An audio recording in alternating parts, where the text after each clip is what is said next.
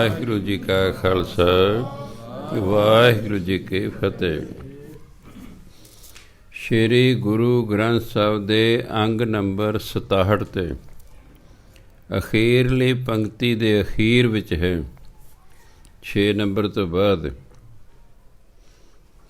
ਸਤ ਸੰਗਤ ਮਹਿ ਨਾਮ ਹਰ ਉਪਜੈ, ਜਾਂ ਸਤਿਗੁਰ ਮਿਲੈ ਸੁਭਾਏ, ਮਨ ਤਨ ਅਰਪੀ ਆਪ ਗਵਾਈ, ਚੱਲਾਂ ਸਤਿਗੁਰ ਭਾਏ, ਸਦ ਬਲਿਹਾਰੀ ਗੁਰ ਆਪਣੇ ਵਿਟੋਂ, ਵਿਟੋਂ ਆਹਤ ਟਿਪੀ, ਜੇ ਹਰ ਸੇਤੀ ਚਿਤ ਲਾਏ। ਤੀਸਰੇ ਪਾਤਸ਼ਾਹ ਫਰਮਾਨ ਕਰਦੇ ਨੇ, ਸਤ ਸੰਗਤ ਮੈਂ ਨਾਮ ਹਰ ਉਪਜੈ। ਸਤ ਸੰਗਤ ਦੇ ਵਿੱਚ ਅੰਦਰ ਨਾਮ ਪ੍ਰਗਟ ਹੋ ਜਾਂਦਾ ਹੈ। ਨਾਮ ਤੇ ਅੰਦਰ ਹੁੰਦਾ ਹੀ ਹੈ, ਬਸ ਉਹ ਪ੍ਰਗਟ ਨਹੀਂ ਹੁੰਦਾ। ਸਤ ਸੰਗਤ ਕਰ ਕਰਕੇ, ਨਾਮ ਜਪ ਜਪ ਕੇ ਨਾਮ ਅੰਦਰੋਂ ਪ੍ਰਗਟ ਹੋ ਜਾਂਦਾ। ਨਾਮ ਪ੍ਰਗਟ ਹੋ ਗਿਆ ਕਿ ਪਰਮਾਤਮਾ ਪ੍ਰਗਟ ਹੋ ਗਿਆ, ਇੱਕੋ ਹੀ ਗੱਲ ਹੈ। ਪਰਮਾਤਮਾ ਅੰਦਰ ਗੁਪਤ ਰੂਪ ਵਿੱਚ ਹੈ, ਹੁਣ ਉਸ ਨੂੰ ਅਸੀਂ ਪ੍ਰਗਟ ਕਰਨਾ। ਉਸੇ ਦਾ ਹੀ ਨਾਮ ਜਪ ਜਪ ਕੇ ਉਸ ਨੂੰ ਪ੍ਰਗਟ ਕੀਤਾ ਜਾ ਸਕਦਾ ਹੈ। ਪਰ ਇਹ ਹੋਵੇਗਾ ਕਦੋਂ? ਜਾਂ ਸਤਿਗੁਰ ਮਿਲੈ ਸੁਭਾਏ, ਜਦੋਂ ਪਿਆਰ ਸਹਿਤ ਗੁਰੂ ਪ੍ਰਾਪਤ ਹੋ ਜਾਏ, ਗੁਰੂ ਮਿਲ ਪਏ, ਤਾਂ ਫਿਰ ਮਨੁੱਖ ਦੇ ਅੰਦਰ ਨਾਮ ਪ੍ਰਗਟ ਹੋ ਜਾਂਦਾ ਹੈ। ਕਿਉਂਕਿ ਨਾਮ ਤੇ ਗੁਰੂ ਦੀ ਮਦਦ ਨਾਲ ਹੋਣਾ ਨਾ। ਗੁਰੂ ਮਹਾਰਾਜ ਨੇ ਸਾਨੂੰ ਗੁਰਮੰਤਰ ਦੇਣਾ, ਅਸੀਂ ਫਿਰ ਉਸ ਗੁਰਮੰਤਰ ਦਾ ਜਾਪ ਕਰਨਾ। ਜਦੋਂ ਗੁਰੂਆਂ ਦੇਖਣਾ ਕਿ ਮੇਰਾ ਸਿੱਖ ਸੱਚੇ ਦਿਲੋਂ ਨਾਮ ਜਪਣ ਦੇ ਲੱਗਾ ਹੋਇਆ ਹੈ, ਫਿਰ ਇੱਕ ਦਿਨ ਗੁਰੂ ਮਹਾਰਾਜ ਅੰਦਰੋਂ ਨਾਮ ਪ੍ਰਗਟ ਕਰ ਦਿੰਦੇ। ਮਨ ਤਨ ਅਰਪੀ ਆਪ ਗਵਾਈ, ਚੱਲਾਂ ਸਤਿਗੁਰ ਭਾਏ। ਮੈਂ ਆਪਣਾ ਮਨ ਆਪਣਾ ਤਨ ਗੁਰੂ ਨੂੰ ਅਰਪਣ ਕਰ ਦਿਆਂਗਾ, ਆਪ ਗਵਾਈ, ਆਪਣੇ ਅੰਦਰ ਹਉਮੈ ਖਤਮ ਕਰ ਲੈਂਗਾ। ਚੱਲਾਂ ਸਤਿਗੁਰ ਭਾਏ, ਭਾਏ ਮੈਨੇ ਮਰਜ਼ੀ, ਅਤੇ ਗੁਰੂ ਦੀ ਮਰਜ਼ੀ ਅਨੁਸਾਰ ਚੱਲਾਂਗਾ। ਸਦ ਬਲਿਹਾਰੀ ਗੁਰ ਆਪਣੇ ਵਿਟੋਂ, ਜੇ ਹਰ ਸੇਤੀ ਚਿਤ ਲਾਏ। ਜਿਹੜਾ ਗੁਰੂ ਹਰੀ ਦੇ ਨਾਲ ਮੇਰਾ ਚਿੱਤ ਲਾ ਦੇਵੇ, ਮੈਂ ਕਹਿੰਦੇ ਉਸ ਗੁਰੂ ਤੋਂ ਬਲਿਹਾਰ ਜਾਂਦਾ ਹਾਂ। ਮੈਂ ਗੁਰੂ ਤੋਂ ਬਲਿਹਾਰ ਜਾਂਦਾ ਹਾਂ, ਕਿਉਂਕਿ ਉਹ ਮੇਰਾ ਚਿੱਤ ਪਰਮਾਤਮਾ ਦੇ ਨਾਮ ਨਾਲ ਜੋੜ ਦੇਵੇਗਾ। ਨਹੀਂ ਤਾਂ ਆਪਾਂ ਭਜਨ ਬੰਦਗੀ ਕਰਦੇ ਹਾਂ, ਨਾਮ ਜਿਹੜਾ ਹੈ ਚਿੱਤ ਨਹੀਂ ਲੱਗਦਾ। ਉਹ ਗੁਰੂ ਦੀ ਕਿਰਪਾ ਤੋਂ ਬਿਨਾਂ ਨਹੀਂ ਲੱਗਦਾ। ਚਿੱਤ ਸਾਡਾ ਕਿਉਂ ਨਹੀਂ ਲੱਗਦਾ? ਕਿਉਂਕਿ ਸਾਡਾ ਮਨ ਮੈਲਾ ਹੈ। ਮੈਲਾ ਮਨ ਹੋਣ ਕਰਕੇ ਉਹ ਜੁੜਦੇ ਹੀ ਨਹੀਂ, ਨਾ ਬਾਣੀ 'ਚ ਨਾ ਨਾਮ 'ਚ। ਜਿਸ ਬੰਦੇ ਦੀ ਵੀ ਹਰਾਮ ਦੀ ਕਮਾਈ ਹੈ, ਨਾ ਉਹਦਾ ਬਾਣੀ 'ਚ ਮਨ ਲੱਗੇ ਅਤੇ ਨਾ ਉਹਦਾ ਨਾਮ 'ਚ ਮਨ ਜੁੜੇ। ਕਿਉਂ? ਉਹਦੇ ਗੁਰੂ ਸਹਾਇਤਾ ਹੀ ਨਹੀਂ ਕਰਦਾ। ਗੁਰ ਪੀਰ ਹਮਾ ਤਾਂ ਭਰੈ, ਜਾਂ ਮੁਰਦਾਰ ਨਾ ਖਾਏ। ਮੁਰਦਾਰ ਨਾ ਹਰਾਮ ਦੀ ਕਮਾਈ। ਗੁਰੂ ਪੀਰ ਤਾਂ ਸਹਾਇਤਾ ਕਰਦੇ ਨੇ ਜੇ ਹਰਾਮ ਦੀ ਕਮਾਈ ਬੰਦਾ ਨਾ ਖਾਵੇ। ਜੇ ਹਰਾਮ ਦੀ ਕਮਾਈ ਤਾਂ ਗੁਰੂ ਨੇ ਸਹਾਇਤਾ ਹੀ ਨਹੀਂ ਕਰਨੀ। ਗੁਰੂ ਨੇ ਸਹਾਇਤਾ ਹੀ ਨਹੀਂ ਕਰਨੀ, ਵੀ ਤੇਰੀ ਤਾਂ ਕਮਾਈ ਹੀ ਠੀਕ ਨਹੀਂ ਹੈ। ਇਸ ਲਈ ਸਾਨੂੰ ਪਹਿਲਾਂ ਆਪਣੀ ਕਮਾਈ ਠੀਕ ਕਰਨੀ ਪੈਣੀ ਹੈ। ਦਸਾਂ ਉਹਨਾਂ ਦੀ ਕਿਰਤ ਕਰਕੇ ਆਪਣਾ ਗੁਜ਼ਾਰਾ ਕਰਨਾ ਪੈਣਾ। ਨਹੀਂ ਤਾਂ ਮੈਲਾ ਮਨ ਹੈ, ਉਹ ਜੁੜਦਾ ਹੀ ਨਹੀਂ ਹੈ ਨਾਮ 'ਚ, ਕਿਉਂਕਿ ਅੰਦਰ ਬੁਰਾਈ ਹੈ। ਜਿੰਨਾ ਚਿਰ ਮਨੁੱਖ ਬੁਰਾਈ ਨਹੀਂ ਛੱਡਦਾ, ਉਹ ਧਾਰਮਿਕ ਹੋਵਾ ਹੀ ਨਹੀਂ ਸਕਦਾ। ਕੱਪੜੇ ਭਾਵੇਂ ਧਾਰਮਿਕ ਪਾ ਲਓ, ਪਾਠ ਵੀ ਕਰਨਾ ਆਉਂਦਾ ਹੋਵੇ, ਕੀਰਤਨ ਵੀ ਕਰਨਾ ਆਉਂਦਾ ਹੋਵੇ, ਕਥਾ ਵੀ ਕਰਨੀ ਆਉਂਦੀ ਹੋਵੇ, ਅਗਰ ਮਨ ਸਾਫ਼ ਨਹੀਂ ਹੈ ਤਾਂ ਆਤਮਿਕ ਤਰੱਕੀ ਨਹੀਂ ਹੋਵੇਗੀ। ਠੀਕ ਹੈ, ਪਾਠ ਕਰਕੇ ਪੈਸਾ ਕਮਾਇਆ ਜਾ ਸਕਦਾ ਹੈ, ਕੀਰਤਨ ਕਰਕੇ ਪੈਸਾ ਕਮਾਇਆ ਜਾ ਸਕਦਾ ਹੈ, ਕਥਾ ਕਰਕੇ ਪੈਸਾ ਕਮਾਇਆ ਜਾ ਸਕਦਾ ਹੈ, ਦੀਵਾਨ ਲਾ ਕੇ ਪੈਸਾ ਕਮਾਇਆ ਜਾ ਸਕਦਾ ਹੈ, ਪਰ ਜੇ ਮਨ ਸਾਫ਼ ਨਹੀਂ ਤਾਂ ਆਤਮਿਕ ਤਰੱਕੀ ਨਹੀਂ ਹੋਵੇਗੀ, ਉਹ ਨਹੀਂ ਹੈਗੀ। ਧਰਮ ਇੱਕ ਧੰਦਾ ਬਣ ਜਾਏਗਾ। ਸੋ ਬੁਰਾਈਆਂ ਛੱਡਣੀਆਂ ਪੈਣੀਆਂ। ਜਿਸ ਬੰਦੇ ਨੇ ਵੀ ਇਸ ਪਾਸੇ ਨੂੰ ਮੁੜਨਾ ਹੈ, ਉਹਨੂੰ 3 ਵੱਡੀਆਂ ਬੁਰਾਈਆਂ ਨੇ ਮਨੁੱਖ 'ਚ ਹੁੰਦੀਆਂ। ਇੱਕ ਹਰਾਮ ਦੀ ਕਮਾਈ, ਦੂਸਰਾ ਨਸ਼ਾ, ਤੀਸਰਾ ਜਿਹੜਾ ਵੱਧ ਚੱਲਣੇ, ਭੈੜਾ ਚਾਲ ਚੱਲਣ ਹੋਣਾ। ਜੇ ਤਿੰਨਾਂ 'ਚੋਂ ਇੱਕ ਵੀ ਨੁਕਸ ਹੈ ਤਾਂ ਆਤਮਿਕ ਤਰੱਕੀ ਨਹੀਂ ਹੋਵੇਗੀ, ਚਾਹੇ ਸਾਰੀ ਉਮਰ ਲੱਗੇ ਰਹੋ ਭੈਣਬੰਦੀ ਕਰਨ। ਇਹ ਐਂ ਸਮਝਣਾ ਹੈ ਵੀ ਫਸਲ ਤੁਸੀਂ ਬੀਜੀ ਅਤੇ ਉਹਨੂੰ ਲੱਗ ਗਿਆ ਕੀੜਾ, ਫਿਰ ਫਸਲ ਤਾਂ ਹੋਈ ਨਾ। ਇਹ ਤਿੰਨੋਂ ਗੱਲਾਂ ਕੀੜੇ ਨੇ, ਇਹ ਸਾਡੀ ਫਸਲ ਨੂੰ ਹੋਣ ਨਹੀਂ ਦਿੰਦੇ। ਇਸ ਲਈ ਜਿਹਨੂੰ ਸ਼ੌਕ ਹੈ ਨਾ ਕਿ ਮੇਰੀ ਆਤਮਿਕ ਤਰੱਕੀ ਹੋਵੇ, ਉਹਨੂੰ ਇਹ ਤਿੰਨੋਂ ਕੰਮ ਛੱਡਣੇ ਪੈਣਗੇ। ਹਰਾਮ ਦੀ ਕਮਾਈ ਛੱਡਣੀ ਪਏਗੀ, ਨਸ਼ਾ ਛੱਡਣਾ ਪਏਗਾ, ਬੇਗਾਨੀ ਜਨਾਨੀ ਦੇ ਮਗਰ ਫਿਰਨਾ ਛੱਡਣਾ ਪਏਗਾ। ਫਿਰ ਜਾ ਕੇ ਨਾਮ ਜਪਿਆ ਤਰੱਕੀ ਹੁੰਦੀ ਹੈ। ਫਿਰ ਹੁਣ ਬਾਣੀ ਪੜ੍ਹਨਾ ਦਾ ਕੀ ਹੈ ਜੀ? ਜਿਹੜਾ ਦੁੱਧ ਵੇਚਦੇ ਨੇ, ਪਾਣੀ ਪਾ ਕੇ ਵੇਚਦੇ ਨੇ, ਜਾਈ ਜੋ ਗੁਰਦੁਆਰਾ 'ਚ ਪੜ੍ਹੀ ਜੋ ਨਿਤਨੇਮ, ਕੁਛ ਵੀ ਨਹੀਂ ਬਣਦਾ। ਨਸ਼ੇ ਕਰਦੇ ਨੇ, ਉਂਝ ਬਾਣੀ ਪੜ੍ਹਦੇ ਨੇ, ਕੋਈ ਗੱਲ ਨਹੀਂ ਬਣਦੀ ਹੈਗੀ। ਸ਼ਰਾਬੀ ਵੀ ਸਰੋਵਰ 'ਚ ਨਹਾ ਰਿਹਾ, ਅਗਲੇ ਦਿਨ ਫਿਰ ਸ਼ਰਾਬ ਪੀ ਰਿਹਾ ਹੈ। ਰਿਸ਼ਵਤ ਖੋਰ ਵੀ ਸਰੋਵਰ 'ਚ ਨਹਾ ਰਿਹਾ, ਅਗਲੇ ਦਿਨ ਫਿਰ ਰਿਸ਼ਵਤ ਲੈ ਰਿਹਾ ਹੈ। ਮਿਲਾਵਟ ਖੋਰ ਵੀ ਸਰੋਵਰ 'ਚ ਨਹਾ ਰਿਹਾ, ਅਗਲੇ ਦਿਨ ਫਿਰ ਮਿਲਾਵਟ ਕਰਦਾ। ਉਹ ਫਿਰ ਪਤਾ ਕੀ ਹੁੰਦਾ, ਉਹਨੂੰ ਕਹਿੰਦੇ ਹਾਥੀ ਦਾ ਇਸ਼ਨਾਨ। ਹਾਥੀ ਕੀ ਕਰਦਾ, ਉਹਨੂੰ ਨਹਾ ਦਿਓ ਹਾਥੀ ਨੂੰ, ਐਨ ਸਾਫ ਸੁਥਰਾ ਨਿਕਲਿਆ, ਉਹ ਮੁੜ ਕੇ ਚਿੱਕੜ ਆਪਣੇ ਉੱਤੇ ਪਾ ਲੈਂਦਾ। ਜੈਸਾ ਨਹਾਇਆ ਜੈਸਾ ਨਾ ਨਹਾਇਆ। ਜਦੋਂ ਮੁੜ ਕੇ ਅਸੀਂ ਉਹ ਕੰਮ ਐਵੇਂ ਭੱਜੇ ਜਾਣਾ ਜੀ ਉੱਥੇ ਜਾ ਕੇ, ਹਾਂਜੀ ਸਰੋਵਰਾਂ 'ਚ ਇਸ਼ਨਾਨ ਕਰਦੇ ਫਿਰੋ ਜੀ। ਇਹ ਸਭ ਐ ਮਨ ਨੂੰ ਧੋਖੇ ਦੇਣੇ ਹੁੰਦੇ ਨੇ। ਗੁਰਬਾਣੀ ਦਾ ਨਾ ਗਿਆਨ ਹੋਣ ਕਾਰਨ ਮਨੁੱਖ ਇਹੋ ਜਿਹੇ ਕੰਮ ਕਰਦਾ ਰਹਿੰਦਾ ਅਤੇ ਬੜਾ ਖੁਸ਼ ਹੈ ਜੀ ਮੈਂ ਉੱਥੇ ਜਾ ਇਸ਼ਨਾਨ ਕਰਾਂ ਫਲਾਣੇ ਸਰੋਵਰ 'ਚ। ਮਨ ਨੂੰ ਜਿੰਨੇ ਮਰਜ਼ੀ ਧੋਖੇ ਦੇ ਲਓ, ਗੁਰਬਾਣੀ ਸਭ ਕੁਝ ਸਾਫ਼ ਕਰਤਾ ਹੈ। ਇਸ ਲਈ ਗੁਰੂ ਮਹਾਰਾਜ ਕਹਿੰਦੇ ਸਤ ਸੰਗਤ 'ਚ ਆ ਕੇ ਪਰਮਾਤਮਾ ਦਾ ਨਾਮ ਅੰਦਰ ਪੈਦਾ ਹੁੰਦਾ ਹੈ। ਉਹ ਕਦੋਂ ਹੁੰਦਾ ਹੈ? ਜਾਂ ਸਤਿਗੁਰੂ ਮਿਲੈ ਸੁਭਾਏ, ਪਿਆਰ ਸਹਿਤ ਜਦੋਂ ਗੁਰੂ ਮਿਲਦਾ ਹੈ, ਫਿਰ ਬੰਦਾ ਗੁਰੂ ਦੀ ਸੰਗਤ ਕਰਦਾ ਹੈ, ਉੱਥੇ ਨਾਮ ਜਪਦਾ ਹੈ, ਫਿਰ ਅੰਦਰ ਨਾਮ ਪ੍ਰਗਟ ਹੁੰਦਾ ਹੈ। ਕਹਿੰਦੇ ਮੈਂ ਇਹੋ ਜਿਹੇ ਗੁਰੂ ਤੋਂ ਆਪਣਾ ਮਨ ਆਪਣਾ ਤਨ ਅਰਪਣ ਕਰਦਾ ਹਾਂ, ਮੈਂ ਹਉਮੈ ਤਿਆਗਦਾ ਹਾਂ ਅਤੇ ਗੁਰੂ ਦੀ ਮਰਜ਼ੀ ਅਨੁਸਾਰ ਚੱਲਾਂਗਾ। ਚੱਲਾਂ ਸਤਿਗੁਰ ਭਾਏ, ਭਾਏ ਮੈਨੇ ਮਰਜ਼ੀ, ਅਤੇ ਮੈਂ ਗੁਰੂ ਦੀ ਮਰਜ਼ੀ ਅਨੁਸਾਰ ਚੱਲਾਂਗਾ। ਸਦ ਬਲਿਹਾਰੀ ਗੁਰ ਆਪਣੇ ਵਿਟੋਂ, ਜੇ ਹਰ ਸੇਤੀ ਜਿਤ ਲਾਏ। ਮੈਂ ਆਪਣੇ ਗੁਰੂ ਤੋਂ ਸਦਾ ਹੀ ਬਲਿਹਾਰ ਜਾਂਦਾ ਹਾਂ, ਜਿਸ ਨੇ ਹਰੀ ਦੇ ਨਾਲ ਮੇਰਾ ਚਿੱਤ ਜੋੜ ਦਿੱਤਾ ਹੈ। ਅੱਗੇ ਕਹਿੰਦੇ ਸੋ ਬ੍ਰਾਹਮਣ ਬ੍ਰਹਮ ਜੋ ਬਿੰਦੇ ਬਿੰਦੇ, ਹਰ ਸੇਤੀ ਰੰਗ ਰਾਤਾ। ਪ੍ਰਭ ਨਿਕਟ ਵਸੈ ਸਭਨਾ ਘਟ ਅੰਤਰ, ਗੁਰਮੁਖ ਵਿਰਲੇ ਜਾਤਾ। ਨਾਨਕ ਨਾਮ ਮਿਲੈ ਵਡਿਆਈ, ਗੁਰ ਕੈ ਸ਼ਬਦ ਪਛਤ। ਕਹਿੰਦੇ ਬ੍ਰਾਹਮਣ ਕੌਣ ਹੈ? ਸੋ ਬ੍ਰਾਹਮਣ ਬ੍ਰਹਮ ਜੋ ਬਿੰਦੇ, ਬਿੰਦੇ ਦਾ ਜਾਣਨਾ, ਜਿਹੜਾ ਬ੍ਰਹਮ ਨੂੰ ਜਾਣਦਾ ਹੈ, ਜਿਹੜਾ ਪਰਮਾਤਮਾ ਨੂੰ ਜਾਣਦਾ ਹੈ, ਕਹਿੰਦੇ ਉਹ ਹੈਗਾ ਬ੍ਰਾਹਮਣ। ਇੱਕ ਉਹਦੀ ਜਾਤ ਹੈ, ਬ੍ਰਾਹਮਣ ਜਾਤ ਹੈ, ਉਹ ਨਹੀਂ।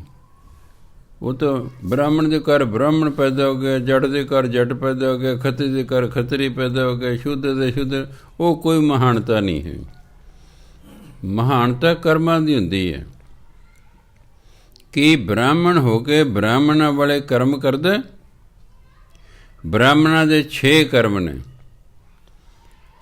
ਜੇ ਨਾਮ ਜਪਣਾ, ਨਾਮ ਜਪਾਉਣਾ, ਦਾਨ ਦੇਣਾ, ਦਾਨ ਲੈਣਾ, ਯੱਗ ਕਰਨਾ, ਯੱਗ ਕਰਾਉਣਾ। ਇਹ ਜਿਹੜੇ 6 ਕਰਮ ਨੇ, ਜਿਹੜੇ ਪੁਰਾਣੇ ਰਿਸ਼ੀਆਂ ਮੁਨੀਆਂ ਨੇ ਨਿਸ਼ਚਿਤ ਕੀਤੇ ਨੇ। ਤੇ ਸਿੱਖ ਧਰਮ 'ਚ ਬ੍ਰਾਹਮਣ ਕੌਣ ਹੈ? ਜਿਹੜਾ ਬ੍ਰਹਮ ਨੂੰ ਜਾਣ ਲਵੇ, ਉਹਨੂੰ ਬ੍ਰਾਹਮਣ ਕਹਿੰਦੇ। ਬਿੰਦੇ ਹੁੰਦਾ ਜਾਣਨਾ। ਵਿੰਦ ਸੰਸਕ੍ਰਿਤ ਦਾ ਸ਼ਬਦ ਹੈ, ਉਹ 'ਚ ਪੰਜਾਬੀ ਬੱਬਾ ਬਣਾ ਲਿਆ। ਸੋ ਬ੍ਰਾਹਮਣ ਬ੍ਰਹਮ ਜੋ ਬਿੰਦੇ ਹਰ ਸੇਤੀ ਰੰਗ ਰਤ, ਜਿਹੜਾ ਹਰੀ ਦੇ ਨਾਲ ਪਿਆਰ 'ਚ ਰੰਗਿਆ ਹੋਇਆ ਹੈ। ਰੰਗ ਰਤ ਹਰੀ ਦੇ ਪਿਆਰ 'ਚ ਜਿਹੜਾ ਰੰਗਿਆ ਹੋਇਆ ਹੈ ਅਤੇ ਜਿਹੜਾ ਪਰਮਾਤਮਾ ਨੂੰ ਜਾਣਦਾ ਹੈ, ਉਸ ਨੂੰ ਕਹਿੰਦੇ ਨੇ ਬ੍ਰਾਹਮਣ। ਪ੍ਰਭ ਨਿਕਟ ਵਸੈ ਸਭਨਾ ਘਟ ਅੰਤਰ, ਗੁਰਮੁਖ ਵਿਰਲਾ ਜਤ। ਪਰਮਾਤਮਾ ਤਾਂ ਸਾਰਿਆਂ ਦੇ ਅੰਦਰ ਵਸਦਾ ਹੈ, ਸਾਰਿਆਂ ਦੇ ਨੇੜੇ ਵਸਦਾ ਹੈ। ਪ੍ਰਭ ਨਿਕਟ ਵਸੈ ਸਭਨਾ ਘਟ ਅੰਤਰ, ਘਟ ਸਰੀਰ ਨੂੰ ਕਹਿੰਦੇ। ਪਰਮਾਤਮਾ ਸਭ ਦੇ ਨੇੜੇ ਵਸਦਾ ਹੈ, ਸਾਰੇ ਸਰੀਰਾਂ ਦੇ ਵਿੱਚ ਵਸਦਾ ਹੈ। ਗੁਰਮੁਖ ਵਿਰਲਾ ਜਤ, ਪਰ ਕੋਈ ਗੁਰਮੁਖ ਬਣ ਕੇ ਹੀ ਉਸ ਨੂੰ ਜਾਣ ਸਕਦਾ ਹੈ। ਜਿਹੜਾ ਗੁਰੂ ਦੇ ਆਖੇ ਲੱਗੇਗਾ ਉਹ ਪਰਮਾਤਮਾ ਨੂੰ ਜਾਣੇਗਾ, ਆਪਣੀ ਮਰਜ਼ੀ ਕਰਨ ਨਾਲ ਨਹੀਂ। ਕਿਉਂਕਿ ਪਾਠ ਕਰਨਾ, ਕੀਰਤਨ ਕਰਨਾ, ਕਥਾ ਕਰਨੇ, ਇਹ ਕੋਈ ਔਖੇ ਕੰਮ ਨਹੀਂ। ਬਾਣੀ ਅਨੁਸਾਰ ਜੀਵਨ ਜਿਉਣਾ ਇਹ ਔਖਾ, ਅਤੇ ਅਸਲ ਉਹੀ ਹੈ। ਗੁਰਮੁਖ ਉਹਨੂੰ ਕਹਿੰਦੇ ਨੇ ਜਿਹਦਾ ਜੀਵਨ ਗੁਰਬਾਣੀ ਅਨੁਸਾਰ ਹੈ, ਉਹਨੂੰ ਕਹਿੰਦੇ ਗੁਰਮੁਖ। ਸੋ ਅਸੀਂ ਆਪਣੇ ਜੀਵਨ ਨੂੰ ਗੁਰਬਾਣੀ ਅਨੁਸਾਰ ਕਰਨਾ। ਹਰ ਬੰਦੇ ਨੂੰ ਪਤਾ ਮੇਰੇ 'ਚ ਕੀ ਬੁਰਾਈਆਂ, ਉਹ ਬੁਰਾਈ ਛੱਡਣੀ ਪੈਣੀ ਨੇ, ਨਹੀਂ ਤਾਂ ਲੱਗੇ ਰਹੋ ਸਾਰੀ ਉਮਰ ਭਾਵੇਂ, ਉਸ ਨੂੰ ਕੋਈ ਫਰਕ ਨਹੀਂ ਪੈਂਦਾ। ਜਿੱਥੇ ਖੜੇ ਹੋ ਉੱਥੇ ਹੀ ਖੜੇ ਰਹਿ ਜਾਓਗੇ, ਤਰੱਕੀ ਕੋਈ ਨਹੀਂ ਹੋਵੇਗੀ। ਹੁਣ ਰਿਸ਼ਵਤਖੋਰ ਵੀ ਅਖੰਡ ਪਾਠ ਵੀ ਕਰਾਉਂਦੇ ਨੇ, ਅਖੰਡ ਆਪ ਵੀ ਅਖੰਡ ਪਾਠ ਕਰਦੇ ਨੇ, ਅਖੰਡ ਪਾਠੀ ਨੇ, ਪਰ ਰਿਸ਼ਵਤ ਲੈ ਰਹੇ ਨੇ। ਠੀਕ ਲੱਗੇ ਰਹੋ, ਅਖੰਡ ਪਾਠ ਕਰਦੇ ਰਹੋ, ਕਰਾਉਂਦੇ ਰਹੋ, ਗੱਲ ਤਾਂ ਉੱਥੇ ਰਹਿ ਜਾਣੀ। ਕੋਈ ਆਤਮਿਕ ਤਰੱਕੀ ਨਹੀਂ ਹੋਣੀ। ਜਿੰਨਾ ਚਿਰ ਮਨੁੱਖ ਬੁਰਾਈਆਂ ਨਹੀਂ ਛੱਡਦਾ, ਇਹਦੀ ਆਤਮਿਕ ਤਰੱਕੀ ਹੋਣੀ ਨਹੀਂ। ਅਤੇ ਜੇ ਆਤਮਿਕ ਤਰੱਕੀ ਹੋਈ ਹੋਈ ਨਾ, ਤਾਂ ਫਿਰ ਕੀ ਫਾਇਦਾ ਲੱਗੇ ਰਹਿਣ ਦਾ। ਹਾਂਜੀ, ਫਿਰ ਆਪਣਾ ਖਾਓ ਪੀਓ ਮੌਜ ਕਰੋ। ਸੋ ਇਸ ਲਈ ਹੈ ਤੇ ਪਰਮਾਤਮਾ ਦਾ ਸਾਰਿਆਂ ਦੇ ਨੇੜੇ, ਹੈ ਤੇ ਪਰਮਾਤਮਾ ਸਾਰਿਆਂ ਦੇ ਅੰਦਰ ਹੀ, ਪਰ ਕੋਈ ਵਿਰਲਾ ਟਾਵਾਂ ਗੁਰਮੁਖ ਹੈ ਜਿਹੜਾ ਪਰਮਾਤਮਾ ਨੂੰ ਜਾਣਦਾ ਹੈ। ਕਿਉਂਕਿ ਗੁਰਮੁਖ ਹੀ ਵਿਰਲਾ ਟਾਵਾਂ ਹੈ।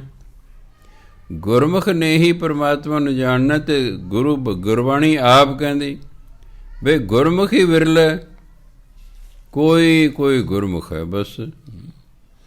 ਕਿਉਂ ਗੁਰਬਾਣੀ ਅਨੁਸਾਰ ਜੀਵਨ ਬਣਾਉਣਾ ਕੋਈ ਖਾਲਾ ਜੀ ਦਾ ਬੜਾ ਥੋੜ੍ਹਾ ਹੀ ਹੈ। ਨਾਨਕ ਨਾਮ ਮਿਲੈ ਵਡਿਆਈ, ਗੁਰ ਕੈ ਸ਼ਬਦ ਪਛਤ। ਜਦੋਂ ਗੁਰੂ ਦੇ ਸ਼ਬਦ ਰਾਹੀਂ, ਗੁਰੂ ਨੇ ਜਿਹੜਾ ਸਾਨੂੰ ਨਾਮ ਦਿੱਤਾ ਹੈ, ਉਹਦਾ ਜਾਪ ਕਰ ਕੇ ਜਦੋਂ ਮਨੁੱਖ ਪਰਮਾਤਮਾ ਨੂੰ ਪਹਿਚਾਣ ਲੈਂਦਾ ਹੈ, ਪਰਮਾਤਮਾ ਨੂੰ ਜਾਣ ਲੈਂਦਾ ਹੈ, ਫਿਰ ਉਹਨੂੰ ਨਾਮ ਰੂਪੀ ਵਡਿਆਈ ਮਿਲਦੀ ਹੈ। ਉਹ ਫਿਰ ਨਾਮ ਜਪਦਾ ਰਹਿੰਦਾ। ਪਹਿਲਾਂ ਤਾਂ ਜਪਿਆ ਪਰਮਾਤਮਾ ਨੂੰ ਜਾਣਨ ਲਈ। ਜਦੋਂ ਪਰਮਾਤਮਾ ਨੂੰ ਜਾਣ ਲੈਂਦਾ ਬੰਦਾ, ਫਿਰ ਉਂਝ ਹੀ ਜਪਦਾ ਰਹਿੰਦਾ। ਫਿਰ ਉਹਨੂੰ ਛੱਡ ਹੀ ਨਹੀਂ ਸਕਦਾ। ਉਹ ਪਹਿਲਾਂ ਤਾਂ ਇੱਕ ਉਦੇਸ਼ ਹੈ ਸਾਹਮਣੇ ਕਿ ਮੈਂ ਪਰਮਾਤਮਾ ਦੀ ਪ੍ਰਾਪਤੀ ਕਰਨੀ ਹੈ। ਪਰਮਾਤਮਾ ਦੀ ਪ੍ਰਾਪਤੀ ਹੋ ਗਈ, ਉਹ ਨਾਮ ਜਪਦੇ ਹੀ ਰਹਿੰਦਾ ਹੈ। ਉਹਦੀ ਕੋਈ ਇੱਛਾ ਨਹੀਂ ਹੁੰਦੀ, ਕਿਉਂਕਿ ਇੱਛਾ ਤਾਂ ਪੂਰੀ ਹੋ ਗਈ। ਸਭੇ ਇੱਛਾ ਪੂਰੀਆਂ ਜਾਂ ਪਾਇਆ ਅਗੰਮ ਅਪਰ। ਜਦੋਂ ਪਰਮਾਤਮਾ ਮਿਲ ਗਈ, ਇੱਛਾ ਤਾਂ ਸਾਰੀਆਂ ਪੂਰੀਆਂ ਹੋ ਗਈਆਂ, ਪਰ ਉਹ ਫਿਰ ਵੀ ਨਾਮ ਜਪਦਾ ਰਹਿੰਦਾ ਮਰਨ ਤੱਕ। ਉਹ ਛੱਡ ਹੀ ਨਹੀਂ ਸਕਦਾ ਇਸ ਨੂੰ। ਅੱਗੇ ਕਹਿੰਦੇ ਸ਼੍ਰੀ ਰਾਗ ਮਹਿਲਾ ਤੀਜਾ। ਸਹਿਜੇ ਨੂੰ ਸਭ ਲੋਚਦੀ, ਬਿਨ ਗੁਰ ਪਾਇਆ ਨਾ ਜਾਏ। ਪੜ੍ਹ ਪੰਡਿਤ ਜੋਤ ਕੀ ਥਕੇ, ਭੇਖੀ ਭਰਮ ਭੁਲਾਏ। ਗੁਰ ਭੇਟੇ ਸਹਿਜ ਪਾਇਆ, ਆਪਣੀ ਕਿਰਪਾ ਕਰੇ ਰਜ਼ਾਏ। ਇਹਨੂੰ ਰਜ਼ਾਏ ਪੜ੍ਹਨਾ, ਜੱਜੇ ਦੇ ਪੈਰ 'ਚ ਬਿੰਦੀ ਲਾ ਕੇ। ਇਹ ਹਿੰਦੀ ਪੰਜਾਬੀ ਦਾ ਸ਼ਬਦ ਨਹੀਂ, ਇਹ ਫਾਰਸੀ ਦੇ ਸ਼ਬਦ ਨੇ। ਰਜ਼ਾਏ ਪਰਮਾਤਮਾ ਨੂੰ ਕਹਿੰਦੇ ਨੇ। ਸਹਿਜੇ ਨੂੰ ਸਭ ਲੋਚਦੀ, ਸਹਿਜ ਅਵਸਥਾ। ਤਿੰਨ ਅਵਸਥਾ ਤੇ ਮਾਇਆ ਦੀਆਂ ਨੇ, ਰਜੋ ਸਤੋ ਤਮੋ। ਚੌਥੀ ਅਵਸਥਾ ਸਹਿਜ ਅਵਸਥਾ ਹੈ।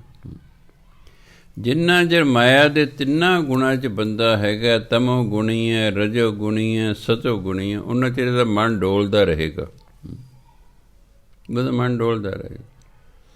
ਤੁਸੀਂ ਦੇਖਿਆ ਨਾ, ਜਦੋਂ ਪੰਛੀ ਨੀਵਾਂ ਉੱਡਦਾ ਹੈ ਉਹ ਖੰਭ ਹਿਲਾਉਂਦਾ ਹੈ, ਜਦੋਂ ਕਾਫੀ ਉਚਾਈ 'ਤੇ ਚਲਿਆ ਜਾਂਦਾ ਉਹ ਉਂਝ ਹੀ ਹਵਾ 'ਚ ਤਰਦਾ, ਉਹ ਬਹੁਤ ਘੱਟ ਖੰਭ ਹਿਲਾਉਂਦਾ। ਕਦੇ ਇੱਲਾਂ ਉੱਲਾਂ ਨੂੰ ਆਕਾਸ਼ 'ਚ ਉੱਡਦੇ ਦੇਖਿਆ ਕਰੋ, ਕਿੰਨੀ ਦੇਰ ਕੋਈ ਖੰਭ ਨਹੀਂ ਹਿਲਾਉਂਦੀ। ਜਦੋਂ ਸਹਿਜ ਅਵਸਥਾ ਆਉਂਦੀ ਹੈ ਉਹਦੇ ਮਨ ਅਡੋਲ ਹੋ ਜਾਂਦਾ। ਸਾਡਾ ਮਨ ਤਾਂ ਡੋਲਦਾ ਰਹਿੰਦਾ ਹੈਗਾ, ਕਿਉਂਕਿ ਅਸੀਂ ਮਾਇਆ ਦੇ ਤਿੰਨਾਂ ਗੁਣਾਂ ਦੇ ਅਧੀਨ ਹਾਂ। ਤਮੋ ਗੁਣੀ ਤਾਂ ਅਗਿਆਨੀ ਬੰਦਾ ਹੁੰਦਾ, ਅਨਸ਼ਈ ਹੋ ਗਏ, ਭੈੜੇ ਕੰਮ ਕਰਨ ਵਾਲੇ ਹੋ ਗਏ, ਇਹ ਤਾਂ ਤਮੋ ਗੁਣੀ ਨੇ। ਰਜੋ ਗੁਣੀਆਂ 'ਚ ਹਉਮੈ ਬੜੀ ਹੁੰਦੀ ਹੈ। ਜਿਸ ਬੰਦੇ ਹਉਮੈ ਜ਼ਿਆਦਾ ਹੋਵੇ ਉਹ ਰਜੋ ਗੁਣੀ ਹੁੰਦਾ ਹੈ। ਜਿਹੜਾ ਕੋਈ ਸ਼ਾਂਤ ਚਿੱਤ ਰਹਿੰਦਾ ਹੈ ਉਹ ਕਹਿੰਦੇ ਸਤੋ ਗੁਣੀ, ਸ਼ੁਭ ਕਰਮ ਕਰਦਾ ਹੈ, ਪਰ ਫਿਰ ਵੀ ਉਸਦਾ ਮਨ ਡੋਲਦਾ ਰਹਿੰਦਾ ਹੈ। ਭਜਨਬੰਦਗੀ ਕਰਦੇ ਇੱਕ ਐਸੀ ਅਵਸਥਾ ਹੁੰਦੀ ਜਿੱਥੇ ਮਾਇਆ ਦੇ ਤਿੰਨਾਂ ਗੁਣਾਂ ਤੋਂ ਉੱਪਰ ਟੱਪ ਜਾਂਦਾ, ਉਹਨੂੰ ਕਹਿੰਦੇ ਨੇ ਸਹਿਜ ਅਵਸਥਾ, ਉਹਨੂੰ ਕਹਿੰਦੇ ਉਨਮਨੀ ਅਵਸਥਾ, ਉਹਨੂੰ ਕਹਿੰਦੇ ਬ੍ਰਹਮ ਗਿਆਨ ਦੀ ਅਵਸਥਾ। ਜਾ ਉੱਥੇ ਜਾ ਕੇ ਫਿਰ ਮਨ ਡੋਲਣੋਂ ਹਟ ਜਾਂਦਾ। ਇਸ ਲਈ ਕਹਿੰਦੇ ਸਹਿਜੇ ਨੂੰ ਸਭ ਲੋਚਦੀ। ਸਾਰੇ ਕਹਿੰਦੇ ਮੈਨੂੰ ਸਹਿਜ ਅਵਸਥਾ ਪ੍ਰਾਪਤ ਹੋ ਜਾਵੇ, ਬਿਨ ਗੁਰ ਪਾਇਆ ਨਾ ਜਾਏ। ਪਰ ਇਹ ਅਵਸਥਾ ਗੁਰੂ ਤੋਂ ਬਿਨਾਂ ਪ੍ਰਾਪਤ ਨਹੀਂ ਹੁੰਦੀ। ਨਿਰਾ ਗੁਰੂ ਧਾਰਨ ਕਰਨ ਨਾਲ ਪ੍ਰਾਪਤ ਨਹੀਂ ਹੋ ਜਾਵੇਗੀ। ਨਿਰਾ ਸਕੂਲ 'ਚ ਦਾਖਲ ਹੋਣ ਨਾਲ ਬੱਚਾ ਪਾਸ ਨਹੀਂ ਹੋ ਜਾਂਦਾ।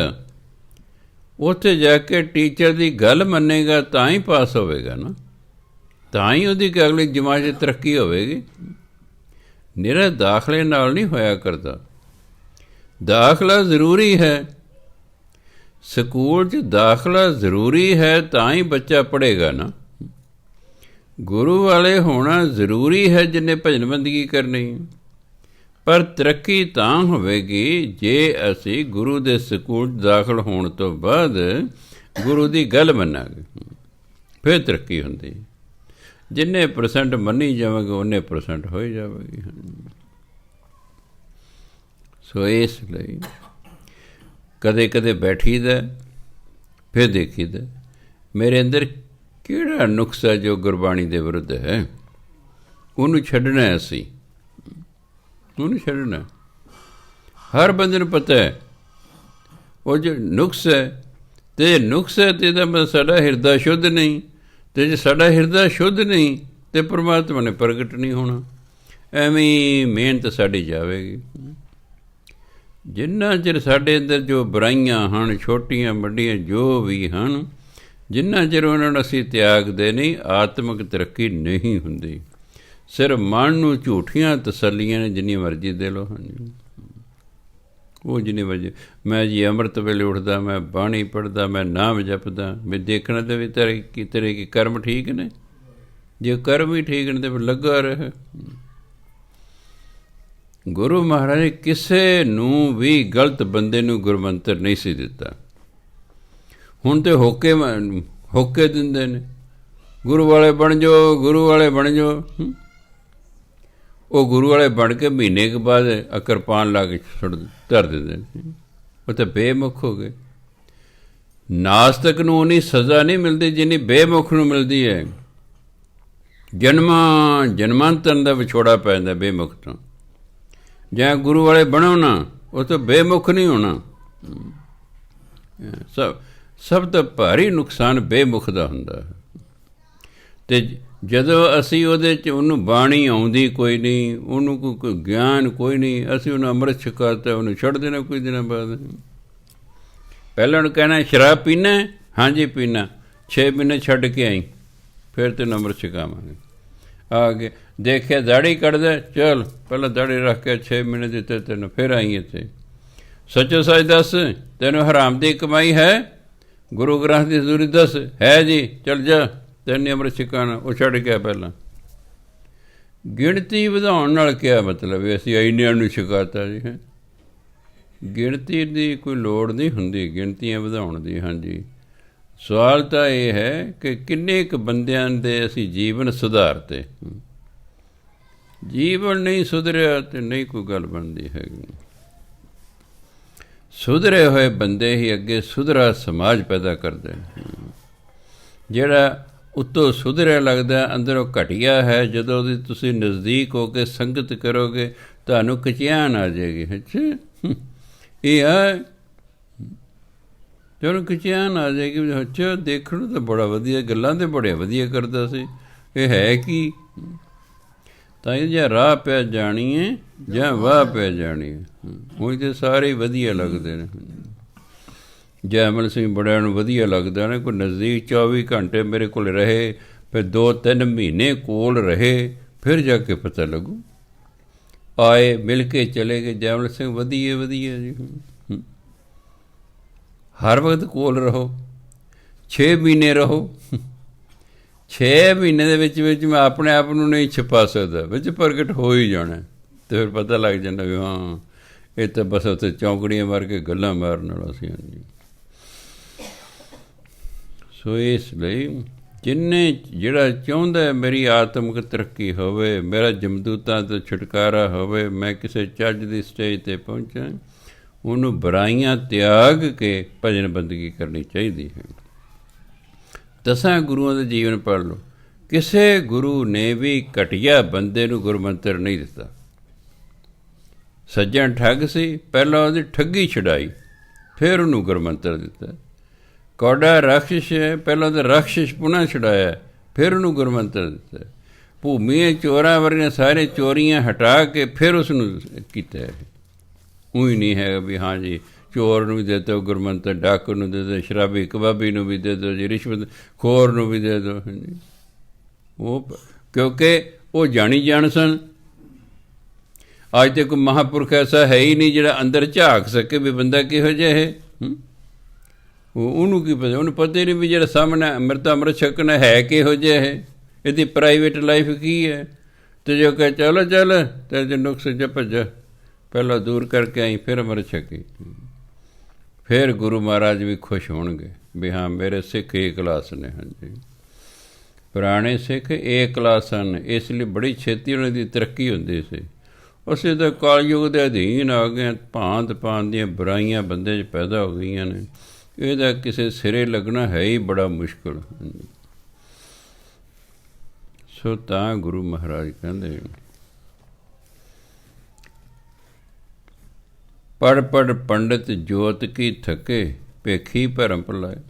ਪੰਡਿਤ ਕੀ ਜੋਤ ਕੀ ਮੈਨੇ ਜੋਤਸ਼ੀ, ਪੰਡਿਤ ਜੋਤਸ਼ੀ ਧਾਰਮਿਕ ਗ੍ਰੰਥ ਪੜ੍ਹ ਪੜ੍ਹ ਕੇ ਥੱਕ ਗਏ। ਭੇਖੀ ਭਰਮ ਭੁਲਾਏ, ਭੇਖੀ ਉਹਦੇ ਇੱਕ ਖਾਸ ਪ੍ਰਕਾਰ ਦਾ ਪਹਿਰਾਵਾ ਪਾਉਣ ਵਾਲੇ, ਜਿਵੇਂ ਕੋਈ ਜੋਗੀਆ ਰੰਗ ਦੇ ਕੱਪੜੇ ਪਾਵੇ, ਕੋਈ ਨਿਰੇ ਚਿੱਟੇ ਪਾਵੇ, ਕੋਈ ਕਿਸੇ ਪ੍ਰਕਾਰ ਦਾ ਵਿਸ਼ੇਸ਼ ਪਹਿਰਾਵਾ ਪਹਿਨੇ, ਉਹਨੂੰ ਕਹਿੰਦੇ ਭੇਖੀ। ਕਿਉਂਕਿ ਭੇਖ ਤੋਂ ਪਤਾ ਲੱਗਦਾ ਨਾ। ਹੁਣ ਮੰਨ ਲਓ ਮੂੰਹ ਦੇ ਉੱਤੇ ਚਿੱਟੀ ਪੱਟੀ ਬਣੀ ਹੋਈ ਹੈ, ਚਿੱਟੇ ਧੋਤੀ ਪਾਈ ਹੈ, ਚਿੱਟੀ ਕਮੀਜ਼ ਪਾਈ ਹੋਈ ਹੈ, ਅਲੱਗ ਕਹੇਗਾ ਵੀ ਇਹ ਜਿਹੜੇ ਜੈਨੀ ਹੈ। ਉਹਦੇ ਭੇਖ ਤੋਂ, ਉਹਦੇ ਪਹਿਰਾਵੇ ਤੋਂ ਪਤਾ ਲੱਗ ਗਿਆ ਇਹ ਜੈਨੀ ਹੈ। ਸਾਡਾ ਭੇਖ ਜਿਹੜਾ ਹੈ ਪਤਾ ਲੱਗ ਗਿਆ ਪੰਜਕਾਰ ਵੇਖ ਕੇ ਵੀ ਖਾਲਸਾ ਹੈ ਜੀ, ਭੇਖ ਖਾਲਸਿਆਂ ਵਾਲਾ ਹੈ। ਇਸ ਤਰ੍ਹਾਂ ਜਿਹੜੇ ਭੇਖੀ ਹਨ ਸਿਰਫ ਭੇਖ ਦੇ ਅਨੁਸਾਰ ਜੀਵਨ ਨਹੀਂ ਹੈ। ਭੇਖੀ ਸਿਰਫ ਭੇਖ ਬਣਾਇਆ ਹੈ, ਪਹਿਰਾਵਾ ਪਾਇਆ ਹੈ, ਪਰ ਉਸ ਪਹਿਰਾਵੇ ਦੇ ਅਨੁਸਾਰ ਜੀਵਨ ਨਹੀਂ ਹੈ। ਇਹ ਜਿਹੜੇ ਭੇਖੀ ਲੋਕ ਨੇ ਉਹਨਾਂ ਬਾਰੇ ਗੁਰੂ ਮਹਾਰਾਜ ਕੇ ਭੇਖੀ ਭਰਮ ਭੁਲਾਏ, ਇਹ ਭਰਮ 'ਚ ਪੈ ਕੇ ਭੁੱਲੇ ਹੋਏ ਹਨ। ਇਹਨਾਂ ਨੇ ਇਹੀ ਭਰਮ ਹੈ ਕਿ ਅਸੀਂ ਪਤਾ ਨਹੀਂ ਜਿਹੜੇ ਕੱਪੜੇ ਪਾਏ ਨੇ ਪਤਾ ਨਹੀਂ ਇਸੇ ਕਰਕੇ ਅਸੀਂ ਧਾਰਮਿਕ ਹਾਂ, ਇਹ ਵੀ ਭੁੱਲੇ ਹੋਏ ਨੇ। ਪੰਡਿਤ ਨੇ, ਜੋਤਸ਼ੀ ਨੇ, ਧਾਰਮਿਕ ਗ੍ਰੰਥ ਪੜ੍ਹਦੇ ਨੇ, ਜੀਵਨ ਉਸ ਤਰ੍ਹਾਂ ਹੈ ਨਹੀਂ ਹੈ, ਜੀਵਨ ਹੈ ਨਹੀਂ। ਕਿਉਂਕਿ ਧਰਮ ਨੂੰ ਲੋਕਾਂ ਨੇ ਕਿੱਤਾ ਇੱਕ ਬਣਾ ਲਿਆ ਹੈ। ਹੁਣ ਜੇ ਪਾਠ ਕਰਕੇ ਪੈਸੇ ਕਮਾ ਲਓ ਜੀ, ਅਸੀਂ ਆਪਣੇ ਪਾਠੀ ਨੂੰ 12,000 ਰੁਪਏ ਮਹੀਨਾ ਦਿੰਦੇ ਹਾਂ, 4 ਘੰਟੇ ਕੁੱਲ ਕੰਮ ਲੈਂਦੇ ਉਹਨਾਂ ਤੋਂ। ਕੁੱਲ 4 ਘੰਟੇ ਕੰਮ ਨੇ, 2 ਘੰਟੇ ਦਿਨੇ, 2 ਘੰਟੇ ਰਾਤ ਨੂੰ। ਏਅਰ ਕੰਡੀਸ਼ਨਡ ਕਮਰੇ 'ਚ ਬਿਠਾਉਂਦੇ ਹਾਂ, 12,000 ਰੁਪਏ ਮਹੀਨਾ ਦਿੰਦੇ ਹਾਂ। ਇਹ ਤਾਂ ਇੱਕ ਸਾਧਨ ਹੈ ਉਹਨਾਂ ਦਾ, ਵੀ ਹੋਰ ਨਾ ਕੰਮ, ਦਿਹਾੜੀ ਨਾ ਕੀਤੀ, 8 ਘੰਟੇ ਦਿਹਾੜੀ ਕਰਨੀ, 400 ਮਿਲਣਾ ਸੀ। ਇਹ ਤਾਂ ਜਿਹੜਾ 4 ਘੰਟੇ ਵਧੀਆ ਥਾਂ 'ਤੇ ਬੈਠ ਕੇ ਪਾਠ ਕਰਕੇ ਮਿਲ ਗਏ। ਇਹ ਤਾਂ ਇੱਕ ਕਮਾਈ ਦਾ ਸਾਧਨ ਹੈ, ਇਹ ਭਜਨ ਬੰਦਗੀ ਨਹੀਂ। ਕਿਤੇ ਉਹ ਸਮਝ ਨਹੀਂ ਅਸੀਂ ਭਜਨ ਬੰਦਗੀ ਕਰਦੇ, 4 ਘੰਟੇ ਬਾਣੀ ਪੜ੍ਹਦੇ, ਇਹ ਤਾਂ ਤੁਸੀਂ ਪੈਸੇ ਲਈ ਕਰਦੇ ਹੋ। ਜਿਹੜਾ ਪੈਸੇ ਲਈ ਪਾਠ ਕੀਤਾ ਜਾਂਦਾ ਹੈ, ਕੀਰਤਨ ਕੀਤਾ ਜਾਂਦਾ ਹੈ, ਕਥਾ ਵਾਰਤਾ ਕੀਤੀ ਜਾਂਦੀ, ਉਹਦਾ ਕੋਈ ਫਲ ਨਹੀਂ ਮਿਲਦਾ। ਪੈਸਾ ਮਿਲ ਗਿਆ, ਬਸ ਗੱਲ ਖਤਮ ਹੋ ਗਈ। ਉਹ ਤਾਂ ਪੈਸਾ ਮਿਲ ਗਿਆ ਹੈ, ਉਹਦਾ ਕੋਈ ਨਹੀਂ ਫਲ। ਹਾਂ, ਉਸ ਤੋਂ ਐਕਸਟਰਾ ਕੋਈ ਪਾਠ ਕਰਦਾ ਹੈ, ਭਜਨ ਬੰਦਗੀ ਕਰਦਾ, ਉਹਦਾ ਫਲ ਮਿਲੇਗਾ। ਜਿਸ ਕੰਮ ਦੇ ਬਦਲੇ ਉਹ ਪੈਸਾ ਨਹੀਂ ਕਿਸੇ ਤੋਂ ਕੋਈ ਲੈ ਰਿਹਾ ਹੈ, ਉਹ ਪਾਠ ਕਰ ਰਿਹਾ। ਜਿਵੇਂ ਤੁਸੀਂ ਨਿਤਨੇਮ ਕਰਦੇ ਹੋ, ਆਪਣੇ ਲਈ ਕਰਦੇ ਹੋ, ਕੋਈ ਹੋਰ ਸੁਖਮਨੀ ਸਾਹਿਬ ਦਾ ਪਾਠ ਕਰਦੇ ਹੋ, ਕੋਈ ਆਪਣੇ ਘਰ ਬੈਠੇ ਕਰ ਰਹੇ ਹੋ, ਕਿਸੇ ਤੋਂ ਕੋਈ ਪੈਸਾ ਨਹੀਂ ਲੈਂਦੇ ਹੈਗੇ, ਉਹਦਾ ਫਲ ਮਿਲਿਆ ਕਰਦਾ। ਬਾਕੀ ਤਾਂ ਸਮਝੋ ਵੇਚਤੀ, ਤੁਸੀਂ ਆਪਣੀ ਕਿਰਤ ਵੇਚਤੀ ਹੈ। ਗੁਰ ਭੇਟੇ ਸਹਿਜ ਪਾਇਆ, ਆਪਣੀ ਕਿਰਪਾ ਕਰੇ ਰਜ਼ਾਏ। ਜਦੋਂ ਪਰਮਾਤਮਾ ਆਪਣੀ ਕਿਰਪਾ ਕਰਦਾ, ਰਜ਼ਾਏ ਮੈਨੇ ਪਰਮਾਤਮਾ, ਜਦੋਂ ਪਰਮਾਤਮਾ ਆਪਣੀ ਕਿਰਪਾ ਕਰਦਾ, ਫਿਰ ਗੁਰੂ ਨਾਲ ਮੇਲ ਹੁੰਦਾ ਬੰਦੇ ਦਾ, ਭੇਟਿਆਂ ਦਾ ਮਿਲਣਾ, ਮੇਲ ਹੋਣਾ। ਸਹਿਜ ਪਾਇਆ, ਫਿਰ ਸਹਿਜ ਅਵਸਥਾ ਮਨੁੱਖ ਨੂੰ ਪ੍ਰਾਪਤ ਹੋ ਜਾਂਦੀ ਹੈ। ਕਿਉਂ? ਫਿਰ ਉਹ ਗੁਰੂ ਦੇ ਆਖੇ ਲਾ ਕੇ ਲੱਗਾ ਰਹਿੰਦਾ ਹੈ, ਨਾਮ ਜਪਦਾ ਰਹਿੰਦਾ, ਉੱਠਦਾ ਬੈਠਦਾ ਤੁਰਦਾ ਫਿਰਦਾ, ਜਾਪ ਕਰਦਾ ਰਹਿੰਦਾ। ਹੌਲੀ ਹੌਲੀ ਦਾ ਸਵਾਸ ਅਭਿਆਸ ਹੋ ਜਾਂਦਾ ਹੈ। ਸਾਹ ਲੈ ਰਿਹਾ ਤਾਂ ਵੀ ਵਾਹਿਗੁਰੂ ਕਹਿ ਰਿਹਾ, ਸਾਹ ਬਾਹਰ ਕੱਢ ਰਿਹਾ ਤਾਂ ਵੀ ਵਾਹਿਗੁਰੂ ਕਹਿ ਰਿਹਾ, ਕਿਉਂਕਿ ਸਾਡਾ ਮਨ ਸਾਹ ਰਾਹੀਂ ਬਾਹਰ ਜਾਂਦਾ। ਜਦੋਂ ਅਸੀਂ ਸਾਹ ਬਾਹਰ ਕੱਢਦੇ ਨੇ, ਇਹ ਮਨ ਵੀ ਬਾਹਰ ਭੱਜ ਜਾਂਦਾ। ਜਦੋਂ ਅਸੀਂ ਸਵਾਸ ਸਿਮਰਨ 'ਤੇ ਲਾ ਲਏ, ਫਿਰ ਇਹ ਮਨ ਟਿਕ ਜਾਂਦਾ। ਇਹ ਜਾਏਗਾ ਕਿੱਥੇ? ਉਹ ਤਾਂ ਸਿਮਰਨ ਨੇ ਰੋਕ ਤੇ ਸਾਹ ਤਾਂ ਲੋਕ ਜਿਹੜਾ ਹੈ ਵਾਹਿਗੁਰੂ ਵਾਹਿਗੁਰੂ ਸਵਸਥਾ ਨਾ ਕਰਦੇ ਨੇ। ਸਾਹ ਲੈਂਦੇ ਨੇ ਕਹਿੰਦੇ ਵਾਹਿਗੁਰੂ, ਸਾਹ ਬਾਹਰ ਕੱਢਦੇ ਨੇ ਵਾਹਿਗੁਰੂ, ਸਾਹ ਲੈਂਦੇ ਨੇ ਵਾਹਿਗੁਰੂ। ਕਿਉਂਕਿ ਹਰ ਇੱਕ ਚੀਜ਼ ਨੂੰ ਸਵਾਰੀ ਚਾਹੀਦੀ ਹੈ। ਆਪਾਂ ਕਿਤੇ ਬਾਹਰ ਜਾਣਾ, ਕੋਈ ਸਵਾਰੀ ਚਾਹੀਦੀ, ਕੋਈ ਸਾਈਕਲ, ਕੋਈ ਮੋਟਰਸਾਈਕਲ, ਕੋਈ ਸਕੂਟਰ, ਕੋਈ ਕੁਛ। ਮਨ ਨੂੰ ਵੀ ਭੱਜਣ ਲਈ ਸਵਾਰੀ ਚਾਹੀਦੀ ਹੈ, ਅਤੇ ਉਹ ਹੈ ਸਵਾਸ। ਸਵਾਸਾਂ 'ਤੇ ਚੜ੍ਹ ਕੇ ਉਹ ਭੱਜਦਾ। ਬਾਹਰ ਨਿਕਲ ਗਿਆ ਅੰਦਰੋਂ, ਮੈਂ ਫਿਰ ਗਿਆ ਬਾਹਰ, ਤੁਹਾਡਾ ਜਵਾਕ ਘਰੋਂ ਬਾਹਰ ਨਿਕਲ ਗਿਆ ਬਸ। ਹਾਂਜੀ, ਇਸ ਤਰ੍ਹਾਂ। ਇਸ ਲਈ ਅਭਿਆਸ ਕਰਨਾ ਹੈ ਸਵਾਸਾਂ ਦੇ ਨਾਲ ਸਿਮਰਨ ਕਰਨ ਦਾ। ਜੋ ਸਾਹ ਲੈ ਰਹੇ ਕੋ ਵਾਹਿਗੁਰੂ, ਸਾਹ ਬਾਹਰ ਕੱਢ ਰਹੇ ਵਾਹਿਗੁਰੂ। ਸਵਾਸਾਂ ਨਾਲ ਹੌਲੀ ਅਭਿਆਸ ਕਰਦਿਆਂ ਤੁਸੀਂ ਲੇਟੇ ਹੋ, ਬੈਠੇ ਹੋ, ਉਹ ਆਪਣੇ ਆਪ ਹੀ ਤੁਹਾਡਾ ਸਿਮਰਨ ਚੱਲਦਾ ਰਹੇਗਾ। ਸਵਾਸ ਕਿਉਂਕਿ ਦਿਨ ਰਾਤ ਚੱਲਦੇ ਰਹਿੰਦੇ ਨੇ, ਤੁਸੀਂ ਸੁੱਤੇ ਹੋਏ ਹੋ, ਸਵਾਸਾਂ ਦੇ ਨਾਲ ਤੁਹਾਡਾ ਸਿਮਰਨ ਆਪਣੇ ਆਪ ਹੀ ਚੱਲਦਾ ਰਹੇਗਾ। ਨਾਲੇ ਫਿਰ ਮਨ ਜਿਹੜਾ ਹੈ ਉਹ ਛੇਤੀ ਟਿਕਦਾ। ਸੋ ਗੁਰੂ ਮਹਾਰਾਜ ਕਹਿੰਦੇ, ਭਾਈ ਰੇ ਗੁਰ ਬਿਨ ਸਹਿਜ ਨਾ ਹੋਏ, ਸ਼ਬਦੈ ਹੀ ਤੇ ਸਹਿਜ ਊਪਜੈ, ਹਰ ਪਾਇਆ ਸੱਚ ਸੋਏ। ਵੀ ਹੇ ਭਰਾਵਾ, ਗੁਰ ਬਿਨ ਸਹਿਜ ਨਾ ਹੋਏ, ਗੁਰੂ ਤੋਂ ਬਿਨਾਂ ਸਹਿਜ ਅਵਸਥਾ ਪੈਦਾ ਹੀ ਨਹੀਂ ਹੁੰਦੀ। ਸਹਿਜੇ ਹੀ ਤੇ ਸ਼ਬਦੈ ਹੀ ਤੇ ਸਹਿਜ ਉਪਜੈ। ਜਿਹੜਾ ਗੁਰੂ ਸਾਨੂੰ ਸ਼ਬਦ ਦਿੰਦਾ ਹੈ, ਨਾਮ ਦਿੰਦਾ ਨਾ, ਉਹ ਨਾਮ ਜਪ ਜਪ ਕੇ ਸਹਿਜ ਅਵਸਥਾ ਪੈਦਾ ਹੋ ਜਾਂਦੀ ਹੈ। ਫਿਰ ਕਹਿੰਦਾ ਹਰ ਪਾਇਆ ਸੱਚ ਸੋਏ, ਉਹ ਸਦਾ ਰਹਿਣ ਵਾਲਾ ਜਿਹੜਾ ਪਰਮਾਤਮਾ ਹੈ, ਉਸ ਦੀ ਫਿਰ ਪ੍ਰਾਪਤੀ ਹੋ ਜਾਂਦੀ ਹੈ।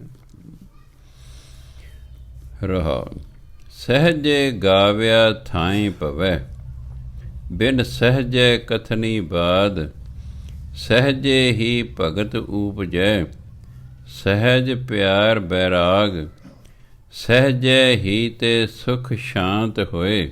ਇਹਨੂੰ ਸ਼ਾਂਤ ਪੜ੍ਹਨਾ। ਸਾਤ ਹੁੰਦਾ ਸੱਚ, ਸੁਹਾਗਨ ਸਾਤ ਬੁਝਈਓ, 705 ਕਿ 6 ਸਫੇ 5 'ਤੇ ਆਉਂਦਾ ਸ਼ਾਇਦ।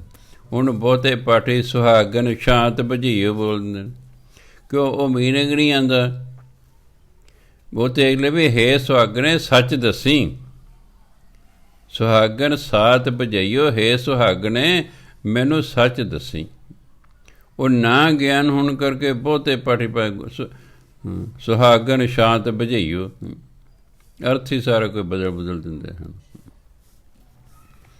ਇਸ ਲਈ ਮੈਂ ਕਹਿੰਦਾ ਜਿੰਨਾਂ ਰੌਲਾਂ ਲੱਗੀਆਂ ਘੱਟ ਤੋਂ ਘੱਟ 60 ਸਫ਼ੇ ਜਿਹੜੇ ਰੌਲ ਦਿੰਦੇ ਉਹ ਤਾਂ ਘੱਟ ਤੋਂ ਘੱਟ ਸ਼ੁੱਧ ਹੋਣੇ ਚਾਹੀਦੇ ਨਾ, ਲੋਕਾਂ ਨੇ ਬੈਠ ਕੇ ਸੁਣਨਾ। ਕਿਤਾਬ ਤੁਹਾਨੂੰ ਦਿੱਤੀ ਹੋਈ ਹੈ, ਹੈਰਾਨੀ ਦੀ ਗੱਲ 2 ਸਾਲ ਹੋ ਗਏ ਕਿਤਾਬ ਦਿੱਤੀ ਇਹਨੂੰ ਨਾ, ਬਸ ਪਤਾ ਨਹੀਂ ਕਿਆ ਕਰਦੇ, ਨਖਿੱਧ ਹੋ ਗਏ ਪੰਜਾਬ ਦੇ ਲੋਕ।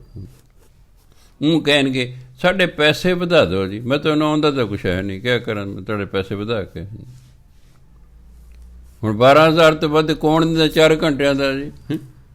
6,000 ਵੀ ਨਹੀਂ ਦਿੰਦੇ, ਦੁਕਾਨਦਾਰ 12-12 ਘੰਟੇ ਕੰਮ ਲੈਂਦੇ ਨੇ। ਹਾਂਜੀ, ਫਿਰ ਇਹ ਕਿਹੜਾ ਕੋਈ ਕੁਆਲੀਫਾਈਡ PhD ਕੀਤੀ, MA ਕੀਤੀ, 10ਵੀਂ 12ਵੀਂ ਪਾਸ ਜਾ ਕੇ।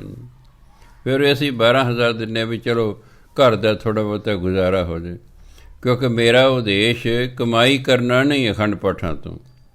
ਮੈਂ ਜਦੋਂ ਸ਼ੁਰੂ ਕੀਤਾ ਮੇਰਾ ਉਦੇਸ਼ ਇਹੀ ਸੀ ਕਿ ਸਾਡੇ ਗਰੀਬ ਪਾਠੀ ਨੂੰ ਰੋਜ਼ਗਾਰ ਮਿਲ ਜਾਏ।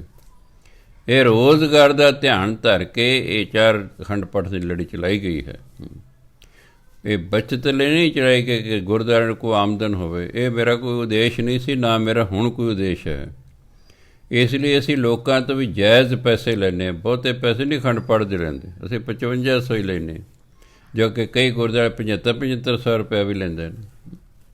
ਫਿਰ ਅਸੀਂ ਪਾਠੀਆਂ ਨੂੰ 1200 ਰੁਪਇਆ ਜਿਹੜੇ ਨੇ 12,000 ਹਰ ਇੱਕ ਪਾਠੀ ਨੂੰ ਦਿੰਦੇ ਮਹੀਨੇ ਦਾ।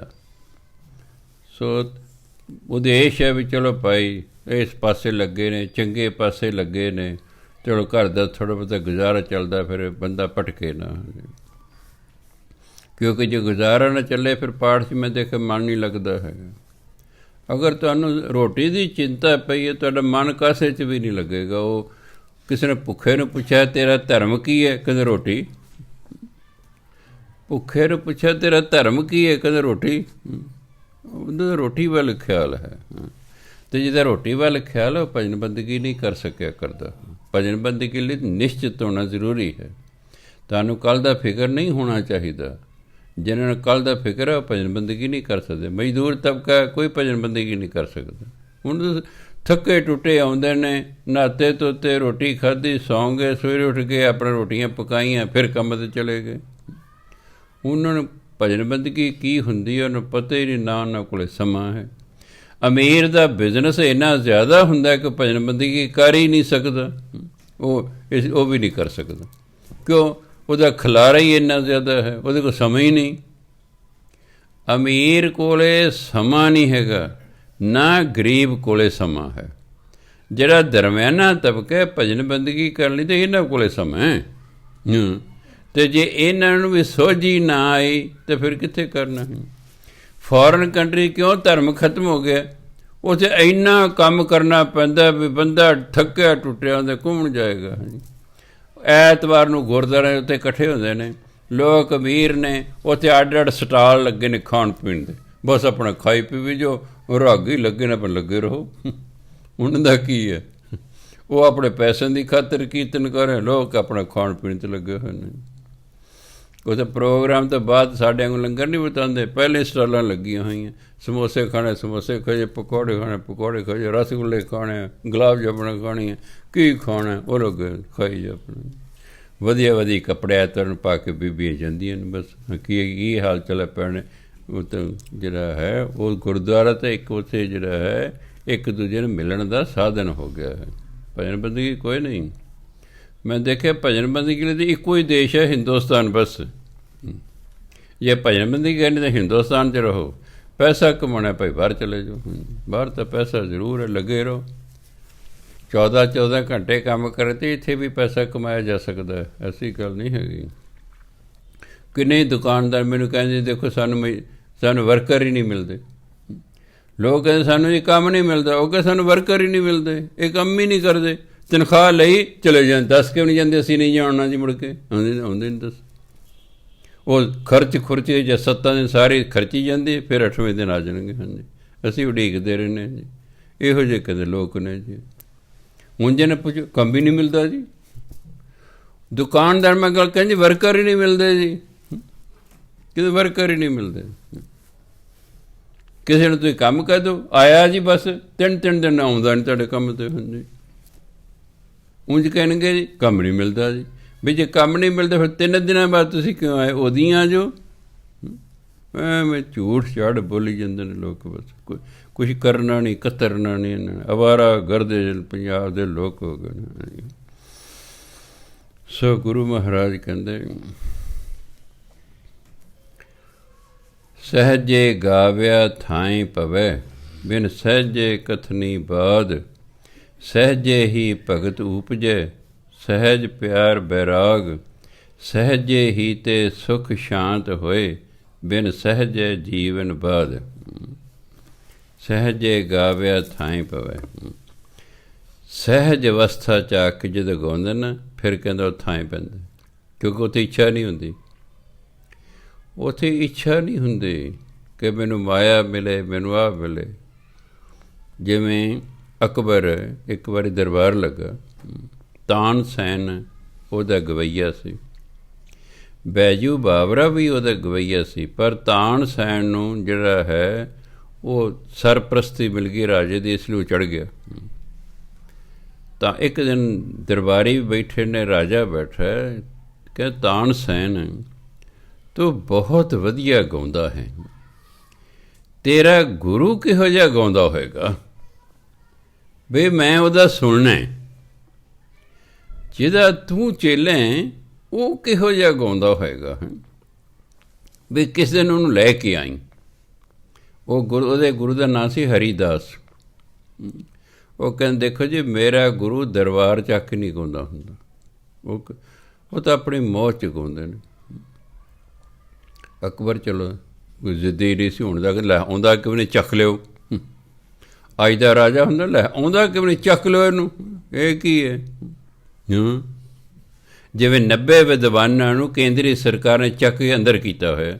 ਵਿਦਵਾਨਾਂ ਤੋਂ ਡਰਦੀ ਗੌਰਮੈਂਟਾਂ, ਔਰੰਗਜ਼ੇਬ ਵਿਦਵਾਨਾਂ ਤੋਂ ਹੀ ਡਰਦਾ ਸੀ।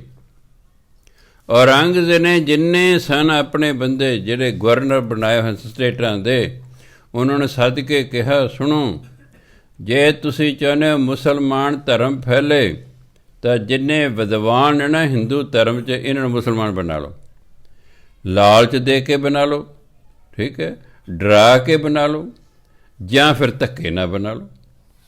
ਵਿਦਵਾਨ ਮੁਸਲਮਾਨ ਹੋ ਗਏ, ਬਾਕੀ ਲੋਕ ਤਾਂ ਆਪੇ ਹੀ ਹੋ ਜਾਣਗੇ, ਬਾਕੀ ਤਾਂ ਆਪੇ ਹੀ ਹੋ ਜਾਣਗੇ।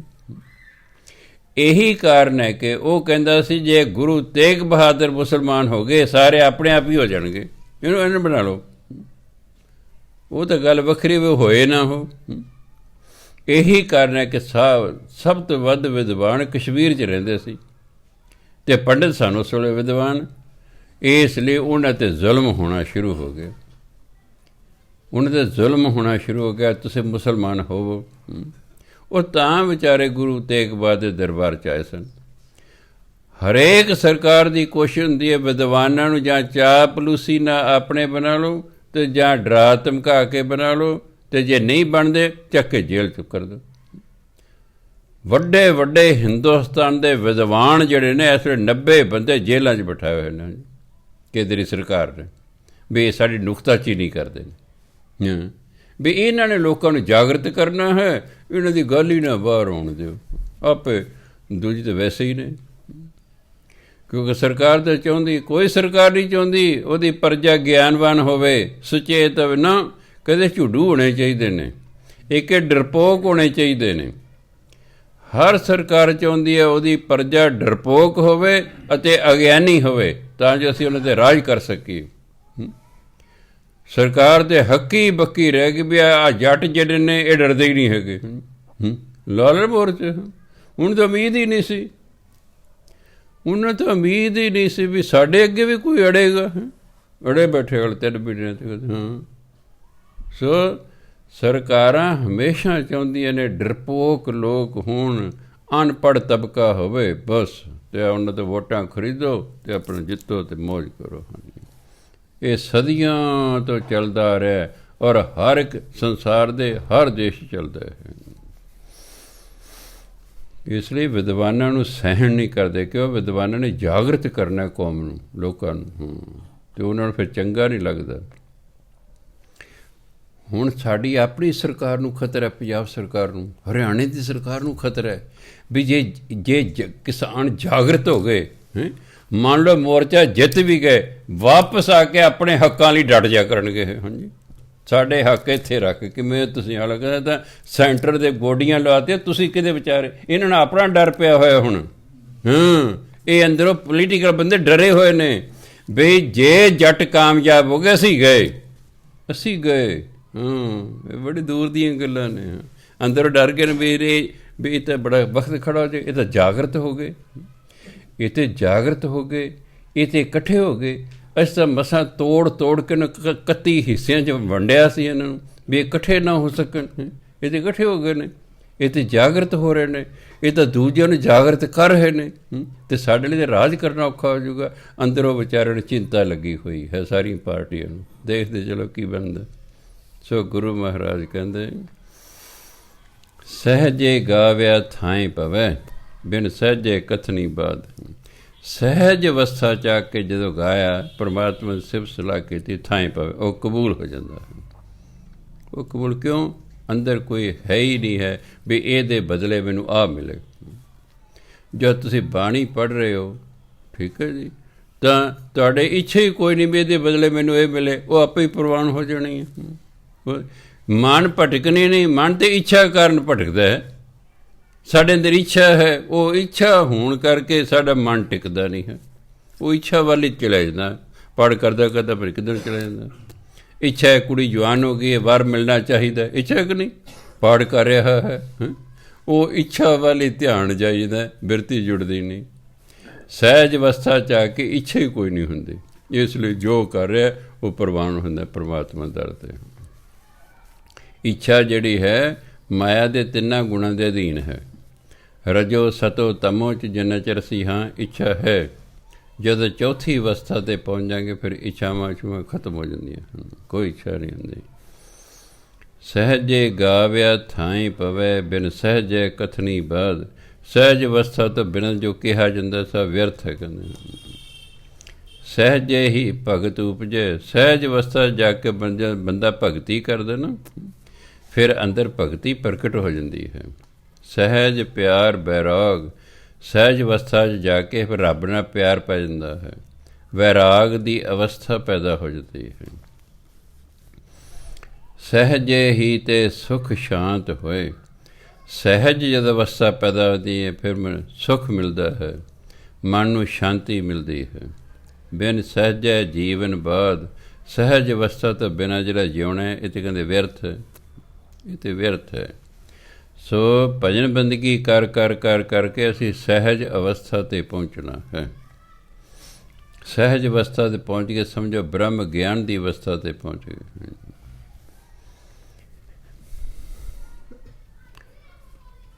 ਸਹਿਜ ਸਲਾਹੀ ਸਦਾ ਸਦਾ। ਸਹਿਜ ਸਮਾਧ ਲਗਾਏ। ਸਹਿਜੇ ਹੀ ਗੁਣ ਉਚਰੈ ਭਗਤ ਕਰੇ ਲਿਵ ਲਾਏ। ਸ਼ਬਦੇ ਹੀ ਹਰ ਮਨ ਵਸੈ। ਰਸਨਾ ਹਰ ਰਸ ਖਾਏ। ਸਹਿਜ ਸਲਾਹੀ, ਇਹਨੂੰ ਸਲਾਹੀ ਨਹੀਂ ਪੜ੍ਹ ਦੇਣਾ, ਉਹ ਮੈਂ ਇੱਥੇ ਮੈਂ ਦੀ ਭਾਵਨਾ ਨਹੀਂ ਹੈਗੀ। ਸਹਿਜ ਸਲਾਹੀ ਸਦਾ ਸਦਾ, ਜਿਹੜਾ ਸਹਿਜੇ ਹੀ ਪਰਮਾਤਮਾ ਦੀ ਸਿਫਤ ਸਲਾਹ ਕਰਦਾ ਰਹਿੰਦਾ ਹੈ। ਸਹਿਜ ਸਮਾਧ ਲਗਾਏ, ਜਿਹੜਾ ਸਹਿਜੇ ਹੀ ਸਮਾਧੀ 'ਚ ਚਲਿਆ ਜਾਂਦਾ ਹੈ। ਸਹਿਜੇ ਹੀ ਗੁਣ ਉਚਰੈ। ਸਹਿਜ ਅਵਸਥਾ 'ਚ ਆ ਕੇ ਪਰਮਾਤਮਾ ਦੇ ਗੁਣਾਂ ਦਾ ਉਚਾਰਨ ਕਰਦਾ। ਭਗਤ ਕਰੇ ਲਿਵ ਲਾਏ, ਅਤੇ ਮਨ ਲਾ ਕੇ ਪਰਮਾਤਮਾ ਦੀ ਭਗਤੀ ਕਰਦਾ ਹੈ। ਸ਼ਬਦੇ ਹੀ ਹਰ ਮਨ ਵਸੈ। ਇਸ ਜਿਹੜਾ ਸਾਨੂੰ ਗੁਰੂ ਨੇ ਸ਼ਬਦ ਦਿੱਤਾ ਗੁਰਮੰਤਰ, ਇਹਦੇ ਨਾਲ ਹੀ ਹਰੀ ਫਿਰ ਮਨ 'ਚ ਵਸਦਾ ਹੈ। ਰਸਨਾ ਹਰ ਰਸ ਖਾਏ, ਅਤੇ ਇਸੇ ਰਸਨ ਨੂੰ ਫਿਰ ਹਰੀ ਰਸ ਪ੍ਰਾਪਤ ਹੁੰਦਾ ਹੈ, ਨਾਮ ਰਸ ਪ੍ਰਾਪਤ ਹੁੰਦਾ। ਅੱਜ ਤਾਂ ਸਾਨੂੰ ਬਾਣੀ ਪੜ੍ਹਨ 'ਚ ਕੋਈ ਰਸ ਨਹੀਂ ਆਉਂਦਾ, ਸਿਮਰਨ ਕਰਨ 'ਚ ਰਸ ਨਹੀਂ ਆਉਂਦਾ। ਰਸ ਨਾ ਹੋਣ ਕਰਕੇ ਸਾਡਾ ਮਨ ਨਹੀਂ ਲੱਗਦਾ। ਜਿਵੇਂ ਬੇਰਸੀ ਚੀਜ਼ ਖਾਣ ਨੂੰ ਜੀਅ ਨਹੀਂ ਕਰਦਾ। ਤੁਹਾਡੇ ਅੱਗੇ ਕਿਸੇ ਨੇ ਸਬਜ਼ੀ ਧਰਤੀ, ਉਹ 'ਚ ਲੂਣ ਪਾਉਣਾ ਭੁੱਲ ਗਏ। ਕੀ ਕਰੋਗੇ? ਅਸੀਂ ਕ੍ਰਿਸ਼ਨ ਮਹਾਰਾਜ ਤਾਂ ਹੈ ਨਹੀਂ, ਕਿ ਜੇ ਤਾਂ ਸਹਿਜ ਅਵਸਥਾ ਚਲੇ ਗਏ ਉੱਥੇ ਕੋਈ ਹੈ ਹੀ ਨਹੀਂ, ਉੱਥੇ ਲੂਣ ਮਿਰਚਾਂ ਨਾਲ ਕੋਈ ਲੈਣਾ ਦੇਣਾ ਨਹੀਂ ਹੈਗਾ। ਹੁਣ ਦੇਖੋ ਬਈ ਅਲੂਣਾ ਸਾਗ ਬਣਾਤਾ, ਕ੍ਰਿਸ਼ਨ ਮਹਾਰਾਜ ਖਾ ਰਹੇ ਨੇ, ਖਾਣ ਨਾਲੇ ਵਰ ਦੇਈ ਜਾ ਰਹੇ ਨੇ। ਜਦੋਂ ਉਹਨਾਂ ਸੀਤ ਪ੍ਰਸਾਦ ਛੱਡਿਆ ਤੇ ਮਗਰੋਂ ਉਹਨਾਂ ਨੇ ਆਪ ਮਾਲਕਾਂ ਨੇ ਖਾਧਾ, ਕਹਿੰਦੇ ਓਹੋ ਲੂਣ ਪਾਉਣ ਦਾ ਭੁੱਲ ਹੀ ਗਏ।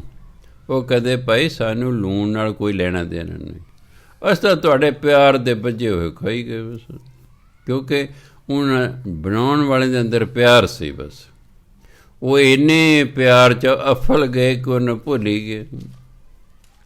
ਬੀਬੀ ਕੋਲੇ ਕੇਲੇ ਨੇ, ਉਹ ਵਿਚਾਰੀ ਕ੍ਰਿਸ਼ਨ ਮਹਾਰਾਜ ਨੂੰ ਕੇਲੇ ਖਵਾਉਣਾ ਚਾਹੁੰਦੀ ਹੈ, ਉਹ ਇੰਨੀ ਆ ਗਈ ਪਿਆਰ ਦੇ ਵਿੱਚ ਉਹਨੂੰ ਯਾਦ ਨਹੀਂ, ਉਹ ਛਿੱਲੜਾ ਹੀ ਖਵਾਈ ਜਾ ਰਹੀ ਹੈ, ਗੁੱਦਾ ਸੁੱਟੀ ਜਾ ਰਹੀ ਹੈ, ਛਿੱਲੜਾ ਕ੍ਰਿਸ਼ਨ ਭਗਵਾਨ ਕੋ ਉਹ ਛਿੱਲੜਾ ਹੀ ਖਾ ਰਹੇ ਨੇ। ਮਗਰ ਘਰ ਵਾਲਾ ਗਿਆ, ਕਹਿੰਦੇ ਕਮਲੀ ਆ ਕੀ ਕਰ ਰਹੀ? ਫਿਰ ਜਦੋਂ ਸੁਰ 'ਤੇ ਹੇਠਾਂ ਉਤਰ ਵੀ ਓਹੋ ਮੈਂ ਤਾਂ ਛਿੱਲੜਾ ਹੀ ਖਵਾਈ ਜਾਂਦੀ ਹਾਂ। ਸੋ ਭਗਵਾਨ ਭਗਤੀ ਪਿਆਰ ਵੇਖਦਾ ਹੈ, ਉਹ ਰੁੱਖੀ ਭਗਤੀ 'ਤੇ ਪ੍ਰਸੰਨ ਨਹੀਂ ਹੁੰਦਾ। ਭੋਲੇ ਪਾਏ ਮਿਲੇ ਰਘੁਰਾਇਆ, ਉਹ ਭੋਲੇ ਪਾਸਨ ਵਿਚਾਰੇ। ਭਗਵਾਨ ਨੇ ਦੇਖਿਆ ਵੀ ਨਹੀਂ ਇਹ ਤਾਂ ਪਿਆਰ 'ਚ ਆ ਗਏ ਨੇ, ਇਹਨਾਂ ਦਾ ਇਹ ਭੁੱਲ ਹੀ ਗਏ ਨੇ। ਜਿਵੇਂ ਵਾਲਾ ਕਹਿੰਦੇ ਕੀੜੀ ਦੇ ਘਰ ਨਰਾਇਣ ਆ ਗਏ, ਕੀੜੇ ਦੇ ਘਰ ਨਰਾਇਣ ਆਉਣ ਵਾਲੀ ਗੱਲ ਹੈ। ਸੋ ਗੁਰੂ ਮਹਾਰਾਜ ਕਹਿੰਦੇ ਸ਼ਬਦੇ ਹੀ ਹਰ ਮਨ ਵਸੈ, ਰਸਨਾ ਹਰ ਰਸ ਖਾਏ। ਨਾਮ ਜਿਹੜਾ ਗੁਰਮੰਤਰ ਹੈ ਉਹਦੇ ਰਾਹੀਂ ਪਰਮਾਤਮਾ ਮਨ 'ਚ ਵਸ ਜਾਂਦਾ ਹੈ ਅਤੇ ਫਿਰ ਮਨੁੱਖ ਇਸ ਹਰੀ ਰਸ ਨੂੰ ਮਾਣਦਾ ਹੈ, ਨਾਮ ਰਸ ਉਹਨੂੰ ਆਉਂਦਾ। ਫਿਰ ਸਹਿਜੇ ਕਾਲ ਵਿਡਾਰਿਆ, ਸੱਚ ਸ਼ਰਨਾਈ ਪਾਏ। ਸਹਿਜੇ ਹਰ ਨਾਮ ਮਨ ਵਸਿਆ, ਸੱਚੀ ਕਾਰ ਕਮਾਏ। ਸੇ ਵਡਭਾਗੀ ਜਿਨੀ ਪਾਇਆ, ਸਹਿਜੇ ਰਹੇ ਸਮਾਏ। ਸਹਿਜੇ ਕਾਲ ਵਿਡਾਰਿਆ, ਕਿ ਜਿਹੜੇ ਇਸ ਅਵਸਥਾ 'ਤੇ ਪਹੁੰਚ ਜਾਂਦੇ ਨੇ ਉਹ ਕਾਲ ਨੂੰ ਮਾਰ ਦਿੰਦੇ ਹਨ। ਵਿਡਾਰਿਆ ਹੁੰਦਾ ਮਾਰ ਦੇਣਾ। ਕਾਲ ਮੌਤ, ਭਾਵ ਮੌਤ ਦਾ ਡਰ, ਉਹਨਾਂ ਦੇ ਅੰਦਰੋਂ ਮੌਤ ਦਾ ਡਰ ਖਤਮ ਹੋ ਜਾਂਦਾ। ਮੌਤ ਤਾਂ ਸਾਰਿਆਂ ਨੂੰ ਆਉਣੀ ਹੈ, ਜਿਸ ਨੇ ਸਰੀਰ ਧਾਰਨ ਕੀਤਾ ਹੈ ਉਹਨੂੰ ਮੌਤ ਤਾਂ ਆਉਣੀ ਹੀ ਆਉਣੀ ਹੈ। ਆਮ ਲੋਕ ਮੌਤ ਤੋਂ ਡਰਦੇ ਰਹਿੰਦੇ ਨੇ, ਪਰ ਉਸ ਅਵਸਥਾ ਦੇ ਵਿੱਚ ਜਿੱਥੇ ਮੌਤ ਦਾ ਡਰ ਹੀ ਕੋਈ ਨਹੀਂ ਹੈਗਾ, ਉਹਨਾਂ ਨੂੰ ਮੌਤ ਦਾ ਕੋਈ, ਉਹਨਾਂ ਕਹਿੰਦੇ ਤੈਨੂੰ ਮਾਰ ਦਿਆਂਗੇ, ਤੇਰੇ ਬੰਦ ਕਰ ਦਿਆਂਗੇ, ਤੈਨੂੰ ਚੀਰ ਦਿਆਂਗੇ, ਤੇਰੇ ਟੁਕੜੇ ਕਰ ਦਿਆਂਗੇ, ਉਹ ਪਰਵਾਹ ਨਹੀਂ ਕਰਦਾ। ਤੈਨੂੰ ਚਰਖੇ ਚੜਾ ਦਿਆਂਗੇ, ਚੜਾ ਦਿਓ ਜੀ। ਉਹਨਾਂ ਨੂੰ ਮੌਤ ਦਾ ਡਰ ਹੀ ਨਹੀਂ ਲੱਗਦਾ, ਕਿਉਂਕਿ ਉਹ ਮਾਇਆ ਦੇ ਤਿੰਨਾਂ ਗੁਣਾਂ ਤੋਂ ਉੱਪਰ ਚਲੇ ਗਏ, ਉਹ ਤਾਂ ਸਹਿਜ ਅਵਸਥਾ 'ਚ ਆ ਕੇ ਨੇ। ਸਹਿਜੇ ਕਾਲ ਵਿਡਾਰਿਆ, ਸੱਚ ਸ਼ਰਨਾਈ ਪਾਏ। ਉਹ ਤਾਂ ਪਰਮਾਤਮਾ ਦੀ ਸ਼ਰਨ 'ਚ ਆ ਜਾਂਦੇ ਹਨ, ਉਹ ਮੌਤ ਦੇ ਡਰ ਨੂੰ ਖਤਮ ਕਰ ਦਿੰਦੇ ਹਨ।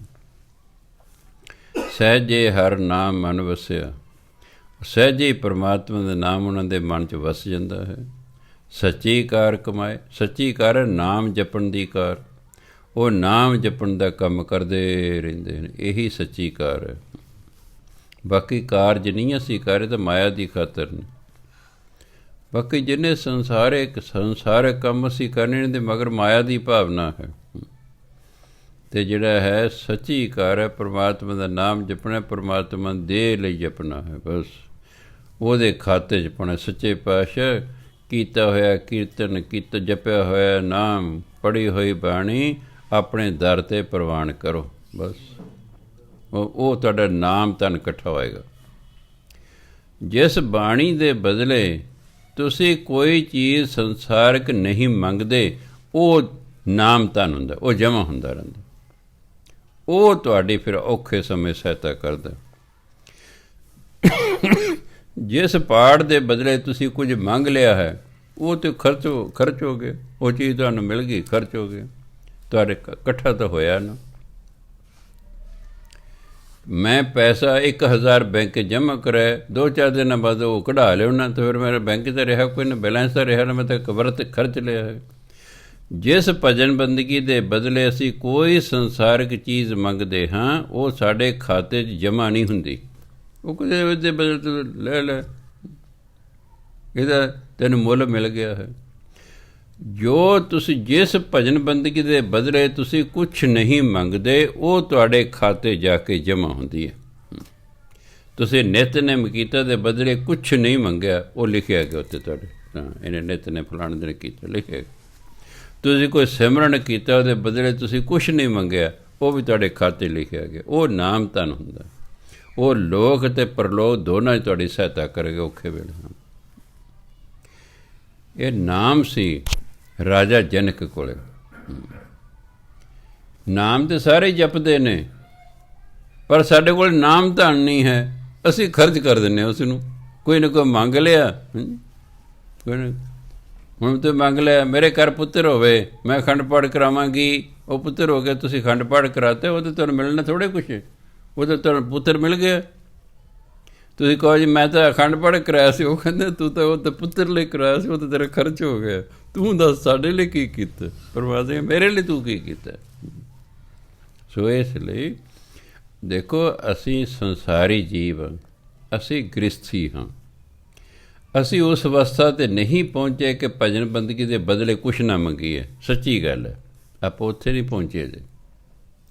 ਭਾਵੇਂ ਗੁਰਬਾਣੀ ਵੀ ਪਰਮਾਤਮਾ ਬਿਨ ਜੋ ਹੋਰ ਮੰਗਣਾ ਸਿਰ ਦੁੱਖਾਂ ਕੇ ਦੁੱਖ ਨਹੀਂ, ਉਹ ਬ੍ਰਹਮ ਗਿਆਨੀਆਂ ਲਈ ਹੈ, ਉਹ ਤਾਂ ਬ੍ਰਹਮ ਗਿਆਨੀ ਲਈ ਹੈ। ਅਸੀਂ ਅਜੇ ਸੰਸਾਰੀ ਹਾਂ, ਅਸੀਂ ਬ੍ਰਹਮ ਗਿਆਨੀ ਨਹੀਂ ਹਾਂ।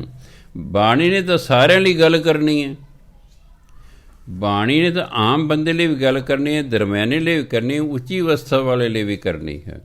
ਸਾਡੇ 'ਤੇ ਉਹ ਗੱਲ ਲਾਗੂ ਨਹੀਂ ਹੁੰਦੀ ਕਿ ਸਾਨੂੰ ਰੱਬ ਤੋਂ ਬਿਨਾਂ ਹੋਰ ਕੁਛ ਨਹੀਂ ਮੰਗਣਾ ਚਾਹੀਦਾ। ਅਸੀਂ ਲੋੜਵੰਦ ਹਾਂ, ਅਸੀਂ ਸੰਸਾਰੀ ਹਾਂ, ਅਸੀਂ ਗ੍ਰਸਥੀ ਹਾਂ, ਇਸ ਲਈ ਕੀ ਕੀਤਾ ਜਾਵੇ। ਦੇਖੋ, ਧਰਮ ਕਹਿੰਦਾ ਤੁਹਾਡੇ ਕੋਲ ਮਾਇਆ ਵੀ ਹੋਣੀ ਚਾਹੀਦੀ ਹੈ, ਸੰਸਾਰਿਕ ਧਨ ਵੀ ਹੋਣਾ ਚਾਹੀਦਾ, ਨਾਮ ਧਨ ਵੀ ਹੋਣਾ ਚਾਹੀਦਾ। ਸੰਸਾਰਿਕ ਧਨ ਤੋਂ ਬਿਨਾਂ ਤਾਂ ਅਸੀਂ ਜੀਵਨ ਹੀ ਨਹੀਂ ਜਿਉ ਸਕਦੇ। ਕੱਪੜੇ ਕਿੱਥੋਂ ਲਾਂਗੇ, ਰੋਟੀ ਕਿੱਥੋਂ ਖਾਵਾਂਗੇ, ਘਰ ਕਿੱਥੋਂ ਪਾਵਾਂਗੇ। ਸੰਸਾਰਿਕ ਧਨ ਵੀ ਚਾਹੀਦਾ। ਜੇ ਨਿਰਾ ਸੰਸਾਰਿਕ ਧਨ ਹੈ, ਨਾਮ ਧਨ ਨਾਲ, ਫਿਰ ਸਾਡੀ ਦੁਆਨੀ ਉੱਥੇ ਕੀਮਤ ਨਹੀਂ ਪੈਣੀ। ਪਰਮਾਤਮਾ ਦੀ ਦਰਗਾਹ ਸਾਡੀ ਦੁਆਨੀ ਕੀਮਤ ਨਹੀਂ ਪੈਣੀ। ਠੀਕ ਹੈ, ਸੰਸਾਰੀ ਧਨ ਤੇਰਾ ਰਹਿ ਗਿਆ ਉੱਥੇ ਹੀ, ਜਾ ਹੁਣ ਕੀ ਕਰੇਗਾ, ਤੂੰ ਤਾਂ ਖਾਲੀ ਹੱਥ ਆਤੇ ਹੈਗੀ। ਨਾਮ ਧਨ ਨਾਲ ਜਾਵੇਗਾ। ਹੁਣ ਕੀਤਾ ਕੀ ਜਾਵੇ। ਤੁਸੀਂ ਕੋਈ ਇੱਕ ਪਾਠ ਨਿਸ਼ਚਿਤ ਕਰ ਲਓ, ਚਾਹੇ ਸੁਖਮਨੀ ਸਾਹਿਬ ਦਾ ਪਾਠ ਹੈ, ਚਾਹੇ ਚੌਪਈ ਸਾਹਿਬ ਦੇ ਪਾਠ ਹੈ, ਚਾਹੇ ਮੂਲ ਮੰਤਰ ਦਾ ਪਾਠ, ਉਹ ਤੁਸੀਂ ਘੰਟਾ ਜੋ ਵੀ ਕਰਨ। ਮੰਨ ਲਓ ਇੱਕ ਸੁਖਮਨੀ ਸਾਹਿਬ ਦਾ ਪਾਠ ਕੀਤਾ, ਉਹਦੇ ਬਦਲੇ ਤੁਸੀਂ ਸੰਸਾਰ ਮੰਗ ਲਓ। ਪਰ ਜਿਹੜਾ ਤੁਸੀਂ ਨਿਤਨੇਮ ਕੀਤਾ ਹੈ ਅਤੇ ਜਾਂ ਕੋਈ ਸਿਮਰਨ ਕੀਤਾ ਹੈ, ਉਹਦੇ ਬਦਲੇ ਕੁਛ ਨਾ ਮੰਗੋ। ਸਾਡੇ ਫਿਰ ਦੋਨੋਂ ਗੱਲਾਂ ਹੋ ਜਾਣਗੀਆਂ। ਕੁਝ ਅਸੀਂ ਪਾਠ ਕੀਤਾ ਆਪਣੇ ਸੰਸਾਰੀ ਕੰਮਾਂ ਲਈ, ਠੀਕ ਹੈ, ਉਹ ਤਾਂ ਉੱਥੇ ਲੱਗ ਗਿਆ। ਕੁਝ ਅਸੀਂ ਪਾਠ ਕੀਤਾ, ਉਹਦੇ ਬਦਲੇ ਕੁਛ ਨਹੀਂ ਮੰਗਿਆ, ਉਹ ਸਾਡੇ ਖਜ਼ਾਨੇ ਜਮ੍ਹਾਂ ਹੋ ਗਏ, ਉਹ ਸਾਡਾ ਨਾਮ ਧਨ ਹੈ। ਤਾਂ ਜੋ ਸਾਡੇ ਕੋਲ ਦੋਨੋਂ ਚੀਜ਼ਾਂ ਹੋਣ। ਹਰ ਪਾਠ ਤੋਂ ਬਾਅਦ ਸੰਸਾਰ ਨਹੀਂ ਮੰਗਣਾ। ਤੁਸੀਂ ਆਪ ਫੈਸਲਾ ਕਰ ਲਓ ਜਿਸ ਤੁਹਾਡੀ ਰੁਚੀ ਹੈ, ਬਈ ਇਹ ਸੁਖਮਨੀ ਸਾਹਿਬ ਦਾ ਪਾਠ ਕਰਨਾ, ਉਹਦੇ ਲਈ ਸੰਸਾਰਿਕ ਚੀਜ਼ਾਂ ਮੰਗਣੀਆਂ, ਬੜੀ ਖੁਸ਼ੀ ਨਾਲ ਮੰਗ ਲਓ। ਅਸੀਂ ਗੁਰੂ ਤੋਂ ਨਹੀਂ ਮੰਗਣਾ, ਰੱਬ ਤੋਂ ਨਹੀਂ ਮੰਗਣਾ, ਹੋਰ ਕਿਸ ਤੋਂ ਮੰਗਣਾ ਹੈ। ਠੀਕ ਨਹੀਂ, ਸਿਰਫ ਇਹਨੇ ਗੁਰੂ ਮਹਾਰਾਜ ਕਿ ਤੂੰ ਭਾਈ ਮੰਗਦਾ ਮੇਰੇ ਤੋਂ, ਮੇਰੇ ਲਈ ਕੀ ਕਰਦਾ ਹੈ, ਮੇਰੇ ਲਈ ਦੱਸ ਤੂੰ ਕੀ ਕਰਦਾ, ਮੇਰਾ ਮੰਗੀ ਜਾਂਦਾ ਤੂੰ। ਤਾਂ ਹੀ ਮੈਂ ਕਈ ਵਾਰੀ ਕਹਿ ਰਿਹਾ, ਆ ਕੇ ਪਹਿਲਾਂ ਮੱਥਾ ਟੇਕੀਦਾ ਗੁਰੂ ਨੂੰ। ਬਹੁਤ ਸਾਰੀ ਦੁਨੀਆ ਆ ਕੇ ਖਲੋ ਕੇ ਮੰਗਣਾ ਸ਼ੁਰੂ ਕਰ ਦਿੰਦੀ ਹੈ। ਵੀ ਇਹ ਕਿੱਥੋਂ ਦੀ ਮਰਿਆਦਾ। ਕਿਸੇ ਅਫਸਰ ਨੂੰ ਤੁਸੀਂ ਮਿਲਣ ਜਾਓ, ਉਹਨੂੰ ਕੋਈ ਗੁੱਡ ਮਾਰਨਿੰਗ, ਕੁਛ ਤਾਂ ਸਤਿ ਸ੍ਰੀ ਅਕਾਲ ਜੀ, ਰਾਮ ਜੀ, ਕੁਛ ਤਾਂ ਕਹੋਗੇ, ਫਿਰ ਆਪਣੀ ਮੰਗ ਰੱਖੋਗੇ।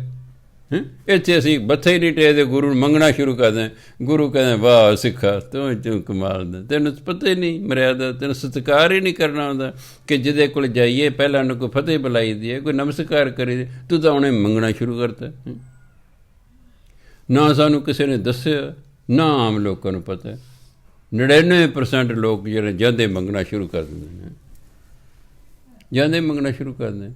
ਵੀ ਭਲਿਓ ਮਾਨਸ ਟੁੱਟਿਆ ਜਿਹਾ ਅਫਸਰ ਹੁੰਦਾ, ਉਹਦੇ ਸਰ ਜੀ, ਮੈਡਮ ਜੀ, ਫਲਾਣਾ ਜੀ, ਨਮਸਕਾਰ ਜੀ, ਗੁੱਡ ਮਾਰਨਿੰਗ ਜੀ, ਹਾਂਜੀ ਅੰਦਰ ਆ ਜਾਈਏ ਜੀ।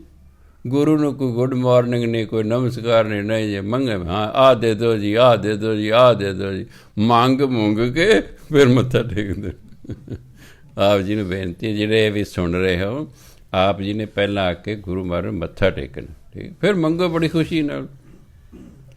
ਅਸੀਂ ਆਖਰਕਾਰ ਸਿੱਖ ਹਾਂ, ਅਸੀਂ ਗੁਰੂ ਤੋਂ ਹੀ ਮੰਗਣਾ, ਬੜੀ ਖੁਸ਼ੀ। ਇਹ ਕੋਈ ਮੰਗਣਾ ਮਨਾ ਨਹੀਂ ਗੁਰਬਾਣੀ 'ਚ ਕੀਤਾ।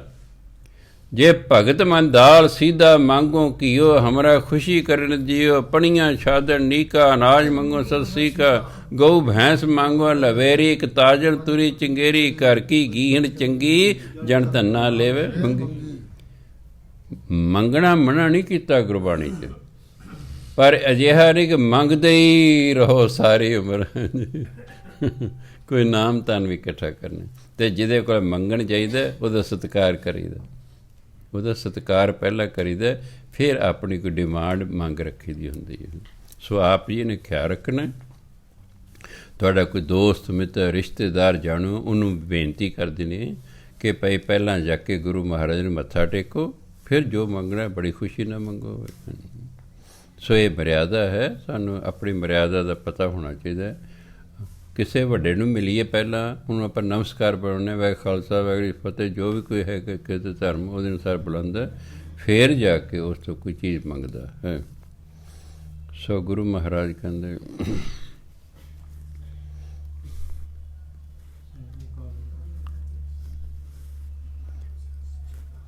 ਸਹਿਜੇ ਹਰ ਨਾਮ ਮਨ ਵਸਿਆ, ਸੱਚੀ ਕਾਰ ਕਮਾਏ। ਸਹਿਜੇ ਪਰਮਾਤਮਾ ਦਾ ਨਾਮ ਮਨ 'ਚ ਵਸ ਜਾਂਦਾ, ਫਿਰ ਸੱਚੀ ਕਾਰ ਦੇ ਨਾਮ ਜਪਣ ਦੀ ਕਾਰ, ਫਿਰ ਮਨੁੱਖ ਨਾਮ ਜਪਦਾ ਰਹਿੰਦਾ, ਇਹੀ ਸੱਚੀ ਕਾਰ ਹੈ। ਸੇ ਵਡਭਾਗੀ, ਉਹ ਵੱਡੇ ਭਾਗਾਂ ਵਾਲੇ ਹਨ, ਜਿਨ੍ਹੀਂ ਪਾਇਆ, ਜਿਨ੍ਹਾਂ ਨੇ ਪਰਮਾਤਮਾ ਨੂੰ ਪਾ ਲਿਆ।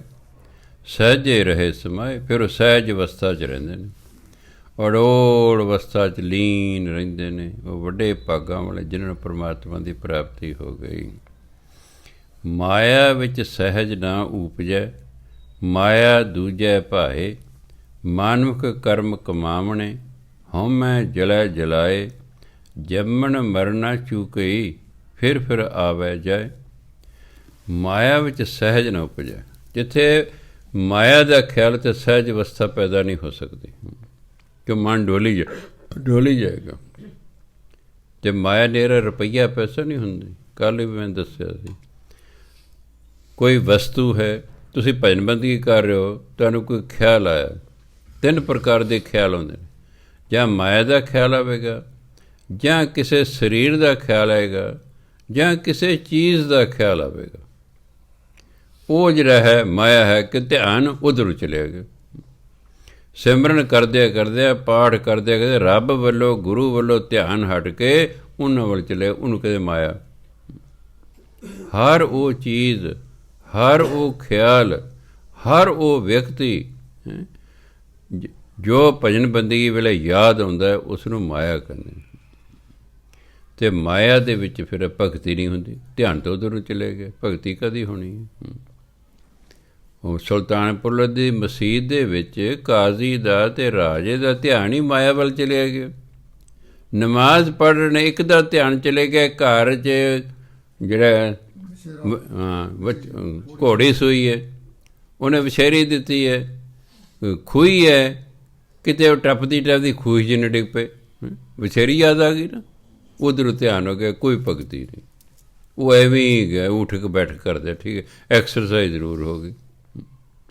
ਮੁਸਲਮਾਨ ਇਸ ਲਈ ਘੱਟ ਬਿਮਾਰ ਹੁੰਦੇ ਨੇ ਕਿ ਉਹ 1 ਘੰਟਾ ਐਕਸਰਸਾਈਜ਼ ਰੋਜ਼ ਕਰਦੇ ਨੇ, ਉਹ ਨਮਾਜ਼ ਪੜ੍ਹਦੇ ਨੇ, ਉਹ ਤਾਂ ਬਹੁਤ ਐਕਸਰਸਾਈਜ਼ ਹੈ। ਉਹਨਾਂ ਦੀ 5 ਨਮਾਜ਼ਾਂ ਟੋਟਲ 1 ਘੰਟੇ ਦੀਆਂ ਹੁੰਦੀਆਂ।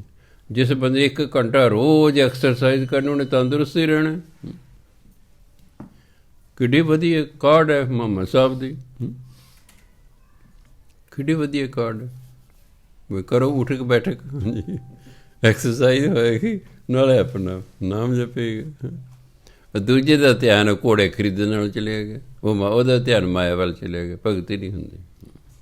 ਇਹ ਤਾਂ ਕਹਿੰਦੇ ਮਾਇਆ ਵਿੱਚ ਸਹਿਜ ਨਾ ਉਪਜੈ, ਮਾਇਆ ਦੇ ਵਿੱਚ ਸਹਿਜ ਅਵਸਥਾ ਪੈਦਾ ਹੀ ਨਹੀਂ ਹੁੰਦੀ। ਮਾਇਆ ਦੂਜੇ ਭਾਏ, ਕਿਉਂਕਿ ਮਾਇਆ ਦੂਜੇ ਪਾਸੇ ਨੂੰ ਲੈ ਕੇ ਜਾਂਦੀ ਹੈ। ਮਾਇਆ ਜਿਹੜਾ ਹੈ ਰੱਬ ਨੂੰ ਛੱਡ ਕੇ ਹੋਰ ਚੀਜ਼ਾਂ 'ਚ ਪਿਆਰ ਪਾਉਂਦੀ ਹੈ। ਮਨਮੁਖ ਕਰਮ ਕਮਾਵਣੇ ਹਉਮੈ ਜਲੇ ਜਲਾਏ। ਮਨਮੁਖ ਕਰਮ ਤੇ ਕਰਦਾ ਪਰ ਹਉਮੈ ਦੇ ਅਧੀਨ ਆ ਕੇ ਕਰਦਾ, ਇਸੇ ਸੜਦਾ ਬਲਦਾ ਰਹਿੰਦਾ, ਦੁਖੀ ਰਹਿੰਦਾ। ਕਰਮ ਵੀ ਕਰ ਰਿਹਾ ਹੈ, ਜੋ ਧਾਰਮਿਕ ਕਰਮ ਕਰਦੇ ਤਾਂ ਵੀ ਹਉਮੈ ਚ ਆ ਕੇ ਕਰਦਾ ਹੈ। ਸੰਤ ਅਤਰ ਸਿੰਘ ਜੀ ਮਹਾਰਾਜ ਮਸਤਵਾਣੇ ਵਾਲੇ ਦਾ ਵੇਲਾ ਹੈ। ਮਹਾਰਾਜਾ ਪਟਿਆਲੇ ਨੇ ਅਖੰਡ ਪਾਠ ਕਰਾ ਲਿਆ। ਮਹਾਂਪੁਰਖਾਂ ਨੇ ਕਹਿੰਦੇ ਤੁਸੀਂ ਭੋਗ ਤੇ ਆਇਓ ਜੀ। ਚਲੋ ਮਹਾਂਪੁਰਖ ਭੋਗ ਤੇ ਆ ਗਏ। ਕੋਈ ਸਮਾਂ ਪਹਿਲਾਂ ਚਲੋ ਆ ਕੇ ਪੁੱਛਦੇ ਨੇ ਪਾਠੀਆਂ ਨੂੰ ਵੀ ਜਦੋਂ ਸਰੂਪ ਲੈਣ ਗਏ ਸੀ ਕੋਈ ਰਾਜਾ ਰਾਣੀ ਨਾਲ ਗਏ ਸਨ? ਕਿ ਨਾ ਜੀ। ਕਹਿੰਦੇ ਕੀ ਇਹਨਾਂ ਆਪਣੇ ਹੱਥਾਂ ਨਾਲ ਬਣਾ ਕੇ ਤੁਹਾਨੂੰ ਲੰਗਰ ਛਕਾਇਆ? ਕਿ ਨਾ ਜੀ। ਇਹਨਾਂ ਨੇ ਕੀ ਬੈਠ ਕੇ ਕੋਈ ਸੁਣਿਆ ਪਾਠ? ਕਹਿੰਦੇ ਨਾ ਜੀ। ਕਹਿੰਦੇ ਇਹਨਾਂ ਦੀ ਅਰਦਾਸ ਨਹੀਂ ਕਰਨੀ, ਇਹਨੂੰ ਕੁਛ ਕੀਤਾ ਹੀ ਨਹੀਂ, ਇਹਨਾਂ ਦੀ ਕਾਹਦੀ ਅਰਦਾਸ ਹੈ? ਉਹਨਾਂ ਨੂੰ ਉਹਨੇ ਕਰਤਾ। ਰਾਜਾ ਮੈਨੂੰ ਕਹਿੰਦਾ ਜੀ ਮੇਰੀ ਤਾਂ ਅਰਦਾਸ ਹੀ ਨਹੀਂ ਕੀਤੀ। ਕਹਿੰਦਾ ਤੂੰ ਕੀਤਾ ਕੀ ਹੈ? ਰਾਜਨ ਤੁਸੀਂ ਸਰੂਪ ਨਹੀਂ ਲੈਣ ਗਏ, ਤੁਸੀਂ 2 ਘੜੀ ਆ ਕੇ ਬੈਠ ਕੇ ਪਾਠ ਨਹੀਂ ਸੁਣਿਆ, ਤੁਸੀਂ ਆਪਣੇ ਹੱਥਾਂ ਨਾਲ ਕੋਈ ਇਹਨਾਂ ਦੀ ਸੇਵਾ ਨਹੀਂ ਕੀਤੀ, ਤੁਹਾਡਾ ਕਦ ਹੈ? ਇਹ ਲੰਗਰ ਤੇ ਗੁਰੂ ਦਾ ਹੁੰਦਾ, ਤੁਹਾਡਾ ਕਦ ਲੰਗਰ ਹੈ? ਇਹ ਤੇ ਗੁਰੂ ਦਾ ਲੰਗਰ ਪਾ ਤੇ ਅਰਦਾਸ ਕਦੀ ਕਰੀਏ? ਅਰਦਾਸ ਕਦੀ ਕਰੀਏ? ਅਕਲ ਆ ਗਈ। ਫਿਰ ਡੇਟ ਲੈ ਲਈਏ। ਫਿਰ ਆਏ ਮਹਾਂਪੁਰਖ ਪਾਠੀ। ਹਾਂ ਜੀ। ਕਹਿੰਦਾ ਆਪ ਨੰਗੇ ਪੈਰੀ ਸਰੂਪ ਲੈਣ ਗਏ, ਰਾਜਾ ਰਾਣੀ ਦੋਨੋਂ ਗਏ ਸਨ। ਫਿਰ ਵਾਰੀ ਵਾਰੀ ਬੈਠ ਕੇ ਪਾਠ ਸੁਣਦੇ ਰਹੇ ਜੀ। ਆਪਣੇ ਹੱਥਾਂ ਨਾਲ ਰਾਣੀ ਨੇ ਪ੍ਰਸ਼ਾਦੇ ਸਬਜ਼ੀ ਦਾ ਤਿਆਰ ਕਰਕੇ ਸਾਨੂੰ ਲੰਗਰ ਛਕਾਇਆ। ਕਦੇ ਕਰ ਦੋ ਫਿਰ ਦੀ ਅਰਦਾਸ। ਸੋ ਇਹ ਜੇ ਮਾਇਆ ਵੱਲ ਧਿਆਨ ਹੈ ਤਾਂ ਫਿਰ ਉਹ ਗੱਲ ਨਹੀਂ ਬਣਦੀ, ਪ੍ਰਵਾਨ ਨਹੀਂ ਹੁੰਦਾ। ਸੋ ਤਾਂ ਕਹਿੰਦੇ ਹਉਮੈ ਚ ਆ ਕੇ ਧਾਰਮਿਕ ਕਰਮ ਤੇ ਕਰਦਾ, ਪਰ ਹਉਮੈ ਕਰਨ ਸੜਦਾ ਬਲਦਾ, ਸ਼ਾਂਤੀ ਨਹੀਂ ਮਿਲਦੀ। ਧਾਰਮਿਕ ਕਰਮ ਕੀਤੇ ਵੀ ਕਰਾਏ ਵੀ, ਪਰ ਸ਼ਾਂਤੀ ਨਾ ਮਿਲੀ, ਕਿਉਂਕਿ ਹਉਮੈ ਚ ਆ ਕੇ ਕਰਾਏ। ਜੰਮਣ ਮਰਨਾ ਚੂਕੇ, ਚੂਕੇ ਨੇ ਖਤਮ ਹੋਣਾ। ਉਹਨਾਂ ਦਾ ਜੰਮਣ ਮਰਨ ਦਾ ਚੱਕਰ ਖਤਮ ਹੀ ਨਹੀਂ ਹੁੰਦੇ। ਫਿਰ ਆਵੇ ਜਾਏ। ਇਹੋ ਜਿਹਾ ਮਨੁੱਖ ਵਾਰੀ ਵਾਰੀ ਆਉਂਦਾ ਜਾਂਦਾ ਰਹਿੰਦਾ। ਕਦੇ ਜੰਮ ਪਿਆ ਮਰ ਗਿਆ, ਫਿਰ ਜੰਮ ਪਿਆ ਮਰ ਗਿਆ। ਇਹ ਚੱਕਰ ਇਹਨਾਂ ਦਾ ਚੱਲਦਾ ਹੀ ਰਹਿੰਦਾ ਹੈ। ਸਤਿਕਾਰਯੋਗ ਸਾਧ ਸੰਗਤ ਜੀ, ਵਾਹਿਗੁਰੂ ਜੀ ਕਾ ਖਾਲਸਾ, ਵਾਹਿਗੁਰੂ ਜੀ ਕੀ ਫਤਿਹ। ਫਿਰ ਦੁਬਾਰਾ ਬੇਨਤੀ ਕੀਤੀ ਜਾਂਦੀ ਹੈ ਕਿ ਜਿਹੜੀਆਂ ਦੁਬਾਰਾ ਕਿਤਾਬਾਂ ਛਪੀਆਂ ਸਨ, ਜਿਹੜੀਆਂ ਤੁਸੀਂ ਖਰੀਦੀਆਂ ਨੇ 100 ਰੁਪਏ ਦੀਆਂ, ਉਹ ਆਪਣੀ ਸਾਰੀ ਕਿਤਾਬ ਚੈੱਕ ਕਰ ਲੈਣੀ। ਜੇ ਕਿਸੇ ਕਿਤਾਬ ਦੇ ਵਿੱਚ ਕੋਈ ਸਫ਼ਾ ਘੱਟ ਹੈ ਜਾਂ ਕਿਤੇ ਅੱਗੇ ਪਿੱਛੇ ਲੱਗ ਗਿਆ ਹੈ, ਉਹ ਸਾਨੂੰ ਕਿਤਾਬ ਵਾਪਸ ਕਰ ਜਾਣੀ ਹੈ, ਉਹਦੀ ਥਾਂ 'ਤੇ ਨਵੀਂ ਕਿਤਾਬ ਲੈ ਜਾਣੀ ਹੈ। ਇਹ ਜਿੰਨੇ ਵੀ ਵਾਪਸ ਕਰਨਾ ਹੋਵੇ 2 ਵਜੇ ਤੋਂ ਲੈ ਕੇ 6 ਵਜੇ ਦੇ ਵਿੱਚ ਵਾਪਸ ਕਰਕੇ ਦੂਜੀ ਕਿਤਾਬ ਲਿਜਾ ਸਕਦਾ। ਵਾਹਿਗੁਰੂ ਜੀ ਕਾ ਖਾਲਸਾ, ਵਾਹਿਗੁਰੂ ਜੀ ਕੀ ਫਤਿਹ।